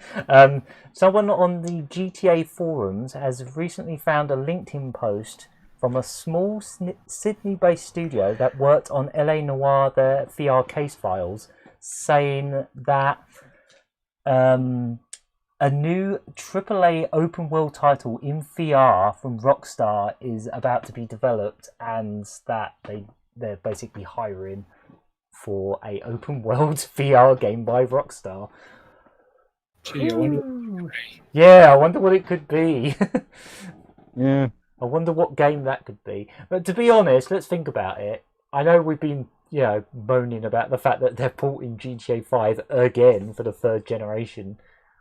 But that in VR would be pretty It's gonna sweet. be It's gonna be GTA San Andreas. That would be even better. If it's not GTA 5, it's gonna be San Andreas. You can shit Here We Go Again in VR. You can have the hot coffee thing in VR. Oh no. That'll be great. Oh yeah, that'd be brilliant. If This is our I most thought they weren't sexual allowed to- episode yet. Oh First no, we it's were not. talking about- Oh no, it's First not. we were talking You weren't about here in the early days. First we're talking about Sonic Hentai and Jet Set Radio, and then we're talking about interspecies reviewers, and now this. Yep. Oh, trust me, it's been different in the past. Yeah. Oh well, that was a long time ago. I don't remember. No. So yeah, we don't know what this is going to be yet. It could be anything, but my guess is they're probably going to add some form of VR support to GTA 5, which I think would be kind of neat. Like, it would make it worth buying again, maybe, for some people. I know Murray Curry will love it if they do that. I just remembered that GTA 5 already has a first-person view mode, so it would make sense to expand it into VR. Yeah, exactly. It almost feels like they added that just so they could maybe implement it in the future. Yeah, I was about to say on PS3 and Xbox, Xbox 360, sorry. That didn't have the first-person perspective. Then the remasters, as it were, had the first person, so they could be taken up another level with VR. Yeah, I reckon that would make perfect sense. They've already almost got the infrastructure there to do it. They just need to make it so you can look around, I suppose, and the obvious 3D depth and all that. But I also feel like I'm pretty sure Murray Curry's talked about this before, both on the podcast and in his Virtual Stupidity streams. But yeah, the idea of taking a previous gen's game and turning it into a VR game makes perfect sense, because when they try to make VR games that are using current gen graphics, they tend to have to be smaller just by virtue of how much effort that is to make something 100% modern in VR. It takes a lot of work, so a lot of those games end up being quite small and like almost like experiences in some cases. But I feel like them taking something that was a big game previously, like in a previous gen, like what they did with Skyrim, it made perfect sense. That is still the biggest game you can play in VR, as far as I know. Like outside of maybe Fallout 3 VR, Fallout 4 VR, one of the two. Oh, it was 4. Okay. Yeah. But yeah, and it also makes sense from the power perspective for the consoles, like for PlayStation VR, because obviously you can get Fallout 4 VR on Steam, I believe, but you can't get it on PSVR because doing a game that the console can already only just about do, it uses most of its memory to do it. To do that in VR, you're basically rendering it twice, aren't you, for the 3D perspective and all that. So taking a previous gen game and putting it into VR for the next gen, probably on PlayStation VR 2, whatever that ends up being, I can see that being a big reveal. Actually, they'll be like, "Oh, here's the PSVR 2 with GTA 5." I can see it happening. Like, it's very easy as well, because they could even just call it GTA 5R, couldn't they, with the logo? Yeah. Like, it's too easy. Calling it right now, it'll be called GTA 5R. That's what I would call it, actually. That sounds. And the really R clever. will be the R from Sonic R. For no particular reason, it just will. GTA Calling 5 it- Racing. Yeah, GTA 5 Racing. I mean, they already put every style of racing game conceivable in the online mode, but yeah, they may as well put Sonic R in there as well. Just have all the characters running around on foot, drifting around corners and going around loops. And it's going to have the exact same R from the Sonic R logo, just like Team Sonic Racing. Yeah, that's what I said. Yeah, it would just be... Oh, you said that? Sorry, I didn't hear you. Yeah. Let me find the other little bit I found. Yeah. So, again, with mostly speculation, but apparently the Spanish voice actors for Zelda Breath of the Wild 2 have hinted on a podcast, which was in Spanish, that they've already finished the voice acting for that game. Ay caramba. Yeah. Yeah. All right. Okay. So there's an update on this. Actually, I should probably see what that says, just in case we're already posting something that's ended up being debunked or something. It seems the site may have been reaching. Oh, okay. Indicate the discussion was more of the voice actors joking around embargoes, and it was taken out of context. Oh, fair enough. All right, I won't elaborate on it then. They're reaching as they always do, and it sounds like it involved. Never mind. It sounds like it involved Game Explain, so I'm not surprised it ended up being reaching because it's Game Explain. Never mind. It's not news. We were just wasting time. Yeah, but it's very likely it has been like all wrapped up. It's just possibly getting everything sorted. So. I would imagine the voice acting may be one of the first things they do.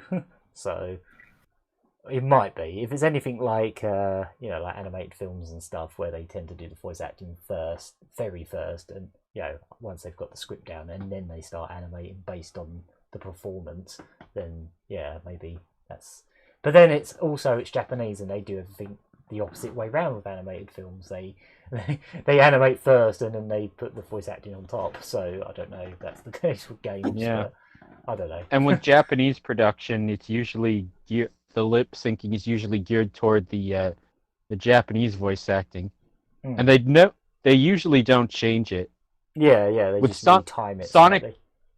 Sonic the Hedgehog games are one of the few examples where the lip syncing is made with the English voices in mind, even though the games are made in Japan for the most part. Huh, that's interesting.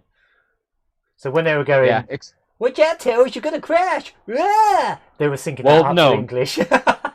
Well, no, they didn't start doing that until Sonic Heroes, actually. But the Sonic Adventure games, the lip syncing was done with the Japanese voices in mind. And Sonic it was done with no also, languages actually. in mind. It was done with some alien language in mind. Where they just mush their faces in all kinds of contortions. Yeah, but it still looks a lot better than the lip syncing from Crash Bandicoot: The Wrath of Cortex. Mm-hmm. Yeah, that came out long before. And that was before. Yeah. Alright, so I won't bother with that one because that basically doesn't. That isn't a thing. Right. Cool. I'm glad I reread that article now. Yeah, someone was going to call you out if you didn't. Yeah, I mean, quite a lot of the time we talk about news that ends up getting changed pretty much immediately afterwards as we do the podcast. So I guess that's the good thing about doing these live now is we can look at the link and go, oh, hang on, that's been debunked. Next week, you start off the podcast and you're like, hey guys, I reported something that turned out to be not true. I didn't do enough research. I'm very that's sorry. the thing with news, it can change. If you think about it, Zelda doesn't have that much dialogue anyway, so it'd probably just be a few lines. Traditionally, it doesn't, no. I mean, this one had more than usual. It had more than just... So, Klondike. And, my dog came back again. His name is Klondike, by the way. Oh, that's a cool name. Okay. That's a cool name for a dog. Is he golden? He keeps coming. Is No, he golden? he's black. He's black. Huh? He keeps coming in and out of my room. That's cool. That's a cool He name can't for a decide dog. if he wants to stay here or not. He can stay if he wants. I'm allowing it. Yeah, we miss dogs. Yeah, And I would like to stroke a dog. It's been a while. And he's already left again. It's because I said that, I suppose. Right, I don't know, a couple other little bits I could throw in. Apparently, Fallout is going to get a TV series made by Amazon. Mm-hmm. That's happening. They put out a little teaser trailer. Again, this is news that is mostly going to excite Murray Curry, but also probably annoying because it's on a different service to what he has. It's going to be an Amazon Prime series. Let me have a look at the link real quick just to see if it says anything about who's making it, because I'd be curious to know who's making it, because I know they put out like a little teaser trailer. I know it's made by the same guy that made a series called Westworld. Oh, okay. All right, that makes sense. Isn't that the same Westworld that had a game just like Fallout Shelter, and then Bethesda actually sued them because claiming that they straight up copied Fallout Shelter? I believe so. Yeah, that is exactly. That's what it says in this article. Oh, wow. It actually mentions the Westworld mobile thing. That's interesting. So, like, oh, hey guys, if you pull down Westworld Mobile, we'll let you make a Fallout series. Is that what happens? Is this just like some weird, like, you scratch my back, I'll pat yours thing? I don't know. I don't know. I don't even know if that lawsuit is still going on. Probably not. No. Oh, apparently a settlement was reached, and they did actually shut the game down. So, maybe the settlement involved you must make us a Fallout TV series. That would be strange. And you better make it a good TV series. Yeah, you better make it good. Don't put it. Don't put it on that bloody Amazon Prime thing. They just let any old shit on there, and they're like, yeah. Well, Amazon's we won't do that. Amazon's probably partially funding the thing. Oh yeah, they're bound to be. They'd have to be if it's going to be exclusive to their service. Oh yeah, for sure. This is probably just like Amazon trying to compete with the Witcher series on Netflix. Yeah, wouldn't surprise me. Most likely. If it that's does, all we kind of know at the moment. Yeah, I've just seen what else it mentioned today.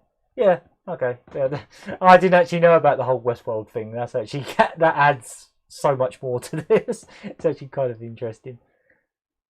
Yeah. Yeah, that. It's a weird juxtaposition to end up in. Yeah. Well, hey, at least no one's trying to take the rights to Fallout from Bethesda, and Bethesda's suing them for it. Yeah, at least that. Yeah. All right.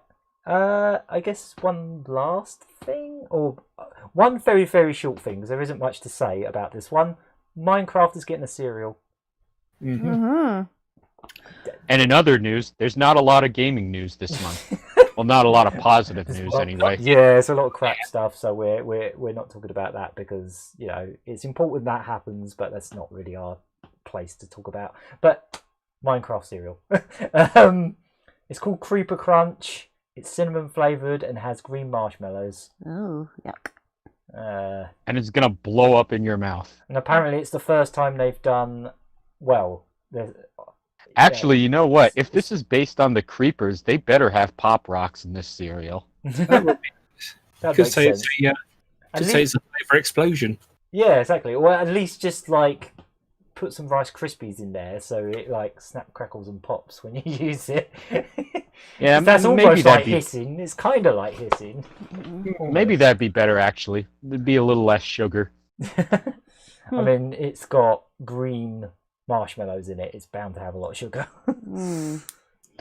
Probably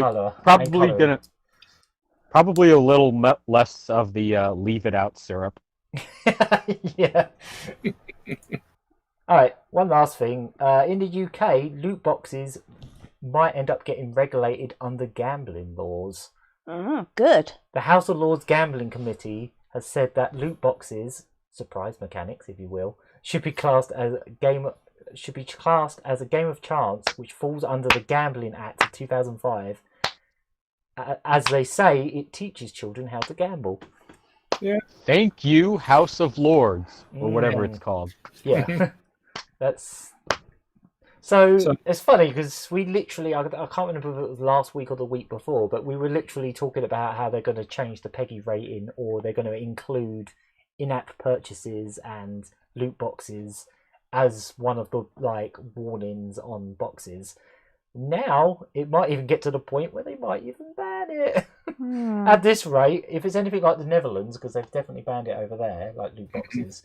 But I wouldn't be surprised if they actually that might be where this is going. To be honest, And I honestly hope it is. yeah, And I just wish it would. yeah. And I just wish it would happen here. Except the ESA in America, they're also profiting from all this loot box shit. So they've been lobbying in Congress around here to try and keep it going. And they just placate them by having a vague little in-app purchases disclaimer on their ratings for games that have that stuff. But like, they don't explain how that works. They don't explain that there's a random chance to it. Yeah. No, the UK is going a lot harder on this, which I mean, they're technically playing catch up with a lot of Europe, because Europe's been doing quite a bit of this. As I specifically mentioned, the Netherlands, they have straight up just banned that stuff. So in Belgium as well. Belgium as well, yeah. So it is basically just the UK playing catch up, but still good. Good. This is it's a plague on games, and I kind of want it to just go away. So I'm fine with this. That's why when they talked about this stuff in, I think it was the Netherlands, that's why EA said surprise mechanics, because they. Yes. It's not like here where surprise, people hear loot boxes, and for some, it's not like here where people hear loot boxes and no one thinks there's anything wrong with any of that. No, they have to make it sound more positive, and it still doesn't work. Yeah. All right. Well, that's a thing that might happen. Yeah. So Belgium banned them in 2018, and earlier this year it says about PEGI putting clearer warning labels will be added onto games, mentioning the fact that they potentially have, or the game has some form of in-app purchases. So basically, when Crash Bandicoot 4 comes out, a kid starts playing it and he goes, "Oh look, there's something I can get 6,000 Wumpa coins for £79.99. I'm just going to click that. I'm sure it's just fictional money." Yeah. In other words, expect Crash Bandicoot 4. It's about time to be banned in the Netherlands and Belgium. Yeah, that would be a thing. That's probably why they've come out and Crash said they don't have any microtransactions, because they're probably worried that the game's not going to get released there, and they'll be like, "Oh, we'll patch them in later." For European kids. We'll wait till all the copies in the Netherlands have sold, and then we'll add it back in, like we did with Team Racing. And then those countries are going to straight up ban any games from Activision because they had enough of their shit. No, maybe. Stranger things have happened. I was going to say, going back to the cereal. Remember the Nintendo cereal? Like the Which 80s one? Oh god, there was like one in like I think it was late 80s or Was that a UK one? It's an American one. Was that the one with that advert? Yeah, over here. It's a cereal. Yeah, that one. That one. Oh yeah. I only know about that because of that advert. Yeah. Over here we had the Nintendo cereal system where there was one box. There was one box and it had two different cereal bags inside of it. One was based on Mario and the other was based on Zelda. Yeah. Yeah, and that's it was just like weird little marshmallows crudely shaped as like Link and stuff, weren't they? Right. Mm-hmm. But that was before I was born, so I never got to try any of that. Yeah.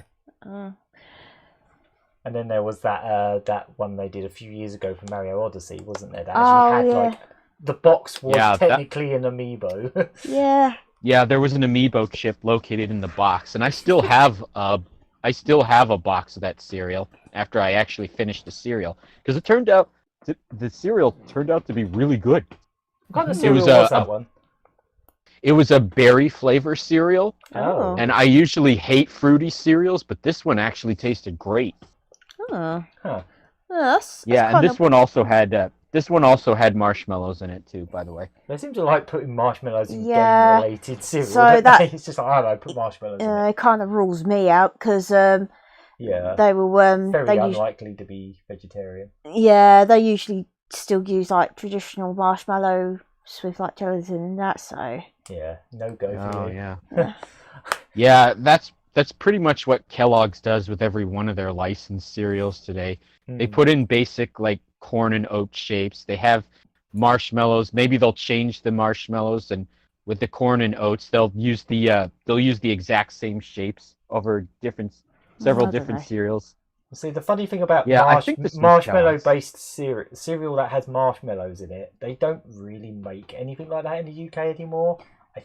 I don't think there was so much a ban as they just don't make them here now. Or they And just the only way to really get stuff like Lucky Charms now is if you buy American boxes, which cost a fortune. They're like £4 or £5 a box or something like that, which is like the equivalent of maybe like $8. Yeah, you can buy There's them a lot here, yeah, you can buy them over There's here. a lot. Right, sorry. There's a lot of so-called cereal heads that really do take cereal very seriously, where they're happy to import Serialistly. seriously. You know what? That didn't work. There's actually a cereal head who made a blog about cereal that's called Serialistly. Oh, for God. So it's not just me that's got a terrible brain. Oh no. Other people have terrible brains too, with bad puns that don't work in their heads. Some of them are a lot worse. I guess because we've ended up talking about video game cereal, what would you want? Here's a topic for you that I literally just plucked out of my brain. What if there was a what is your dream video game cereal? Yeah. Let's go with that. Come up with something. I don't know. That would be. How about they make more of that Sonic Rings cereal from when they were hyping up Sega Forever? Oh God, yeah, I forgot about that. That was a thing. Right when Sega Forever was getting started up, they were sending out press kits with a Sonic cereal, which is just I think it was just basic Cheerios. Yeah. Actually, you know what? Let's not do more of that because we still got Cheerios. Cheerios are alright. That's actually one of my favourites. Yeah, I'm trying to think of like games that would make for good cereals. I'm thinking Puyo. Just cause, yeah. Like again, they would probably resort to marshmallows, but I'd rather they didn't. But that's Could have probably jelly what they would beans. end up to. Yeah, a cereal with jelly beans. That'd be nice and chewy. Puyo sounds really great for a cereal, actually. Mm-hmm. You know what? A lot of puzzle games like that. It also make comes for with good curry. cereals. Jelly beans and curry. One combination. Yep. Yeah, why not, right? Yeah, I don't know if anyone's got any ideas for.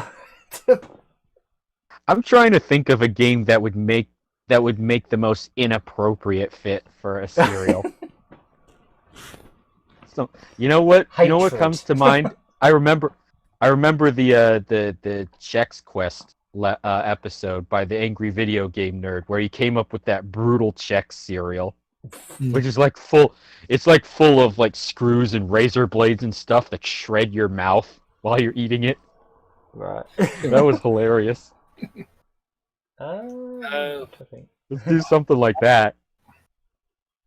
Oh yeah, let's sell that. That's legal. What could possibly go wrong? Everything. Speaking of, let's have a Bubsy cereal. Actually, no, let's not. Let's just not have Bubsy. Full stop. Let's just not bother having him anymore. Yeah, and let's agree they're that running if I that ever joke into the ground of, hey, let's try and make him relevant again. They've been running that joke into the ground a bit. And let's agree if I ever bring up that idea again, I need to be shot on sight. I mean, that's a bit harsh, but No, I insist you do it, please. I'd have to get a really good gun because I'd have to. I'd have to be able to shoot a bullet across the Atlantic, but You could do it. But I'm not going to bring it up again, so hopefully you won't have to. That's all right. That's all right. I'm still trying to think I of don't a game that would go like which could have a cereal. I Mm, mean, Animal Crossing. Yeah, It just has random spiders in it. Yeah. spiders, scorpions, Yeah, all that good stuff. Like turnips. yeah, it's turnip flavored. turnip flavor cereal. Yeah. I like it. You know what? People are going to be scalping that cereal like they did with the Mario cereal, Oh, that was especially if it's based around turnips. ridiculous. That was so ridiculous. It's like it's technically an amiibo, so I need it to complete my amiibo collection. It's a cardboard box. It gives you And some it's a coins, doesn't it? In Mario Odyssey, it's like here's Yeah, some and of coins. course- That's it. And of course, stores were quickly restocking the cereal, so anyone who did buy a bunch to scalp, they were out so much money. I suppose they just had to eat it. You better eat I it. can Or scan you the better box, sell it and for it will less save than me what- 5 seconds running around the level. Or you better like sell it for less than the grocery store sells it. I think. You know what? I'm looking at this Yoshi egg lamp in my room, so I just thought, what if we had like a Yoshi cereal? As long as it's not like they imply that you're eating Yoshi eggs, then I'm alright. You know what? When I was a kid, there used to be this oatmeal that had dinosaur eggs in it, and when What? you poured hot water into the oatmeal, the dinosaur eggs would change color, or like I Ooh. think the eggshell would melt, and it would have this, or not melt, it would dissolve, and then there would be this little dinosaur candy inside. Oh I my used to God. love that Ooh. oatmeal. American food is weird. We probably, Uh, well, like old we American probably food wouldn't be able- especially. we probably wouldn't be able to make a cereal like that now, because I'm sure Probably there was a not. lot of sugar and preservatives in that oatmeal, Yeah. which was considered more acceptable at the time. But like, if we had a healthy way of doing that, that would be interesting. Yeah. yeah, not like, especially over here, and what with the sugar tax. Yeah, exactly. So, like, is Oh, there yeah. any games that would make a good healthy cereal? You know, like, I don't know. I think other than like We Fit. Let's have a We Fit cereal. We Fit cereal. It just says on the box, just don't eat it. Or just don't. or eat you know it, what? You'll be fitter. or you know what? Let's go Ring Fit Adventure instead, since that's more relevant. Yeah, it comes with like a little miniature version of the ring character that you can put on your bowl, and he just nags you while you're eating your cereal. It's like, What about Yeah. what about Just Dance Mojos? Like, you know, Mojos, because like Mojos is like a currency in Just Dance. you know what? I'm surprised they haven't made a Fortnite cereal yet. Yeah. Yeah, it'll It happen. will That seems eventually. like an inevitability at this point. Now that they've done Minecraft, I'm surprised it's taken them this long America- to do Minecraft. In America, there's already lots of Fortnite toys in stores. Well, So I'm that's sure been that's going for gonna happen. years, So a cereal's Oh, bound to happen at some man. point. What's that just going to have in it? Just like, is it going to be like a loot box? Sometimes you get cereal, sometimes you get a bit of paper that says no cereal today. Sorry. You know what? Cereal boxes had random toys in them for decades. Like Yeah. They they're don't really the do that original loot boxes. Or it's not Kind much. of, It's yeah. not much of a thing anymore. Again, Literal loot boxes, because yeah. again, because of the whole agenda against like childhood obesity in the UK. Yeah, so we're Yeah, not allowed that's to have true. They don't- toys in them either now. They don't do that here either, but they still do it with like Happy Meal toys at restaurants like McDonald's. Yeah. I've got one. I just want a Spelunk-O cereal, but it's got like it's almost like golden nuggets or some kind of like rocks, and it's just like Yeah. rocks that you throw and stuff. And I don't know if it has to have marshmallow shapes in it. It could have like a little pickaxe and little snakes. Mm. I just want a Spelunk-O cereal. now. Spelunk-Os. Spelunk-Os. Mm. That sounds almost like Spumco. Oh, what's Spelunk-O? Spunk. What, from Ren and No, yeah, that's what I meant. Stimpy? Spum. Yeah, you know what? I said What kind spum. of flavor would these cereals be? Ah. Sugar. Cereal flavour. Like I haven't dust. thought this topic through. Corn I dust. literally thought it up on the fly. Or I would what- think Sprung they'd it have- all on you. What What about about a Rayman one where You know all the what? cereal's like berry flavoured little... they're well, Maybe that yeah. Spelunky cereal could have like a brown sugar type of flavor. Or blood. Cinnamon. Blood, yeah. Yeah. Cinnamon brown sugar. Yeah, that Yeah, makes just- sense. I'll do that. Yeah. Yeah, just like Cinnamon Toast Crunch, except Cinnamon Toast Crunch doesn't have brown sugar. Apparently, this Minecraft one's cinnamon for reasons. But yeah. Oh, speaking of Rayman like cereal, recently I ended up finding I thought I was having a bit of a Mandela effect about it, but it turned out to be like a short commercial for like a drink that just so happened to have the animated series Rayman in it, from like French one. The animated what? The animated Rayman TV series. Yeah, you know, like that version of Rayman. So he was on a drink. It's like a French Oasis. You know what? I'm surprised Sonic didn't have a cereal in the UK back in the 90s because they did everything else. Well, Pasta shapes. Tesco's tried, I think. They had like Sega, Saturn demo discs on their cereal boxes and Sonic all over it. Oh, really? I didn't know about that. Oh, yeah, they did do like demo discs with a couple things, didn't they? Yeah, but there was like in the UK there were Sonic the Hedgehog crisps. There was that Sonic the Hedgehog toothpaste. That's not technically food, but you know. Oh, there was the pasta shapes. Huh? Yeah, I'm back, guys. I got disconnected again. There was the Sonic spaghetti shapes. Yeah, they did those twice. They did them around the time of, I think, Sonic 3 or something, and then they did them again when Sonic Adventure came out. If I remember rightly. Oh yeah, we had the Sonic SpaghettiOs. We had those around the release of Sonic 3, and then again with Sonic Adventure as well. Oh, that American advert for it's bizarre. There was a Sega apparently almost made a spaghetti dispensing add-on for the Mega Drive that looks kind of like a 32X, but you shove a can of spaghetti into it. I love that commercial. I love all the Sega commercials from that time. That was awesome. So weird, so bizarre, and I just loved every second of it. The edgy and 90s. just thinking about how there probably actually was like this little non-functional Genesis cartridge that had a slot for a spaghetti can in it, and that Sega probably still has it in their archives. I think it might have just been photoshopped. Or if not Sega, then maybe whatever production company made the commercial. I'm sure they binned it immediately after filming it. Yeah, what was you'd be surprised how much stuff they saved. I suppose. Yeah, what was giving me that Mandela effect was when Rayman 2 was out on the Dreamcast and that, and the reviews were coming in and that.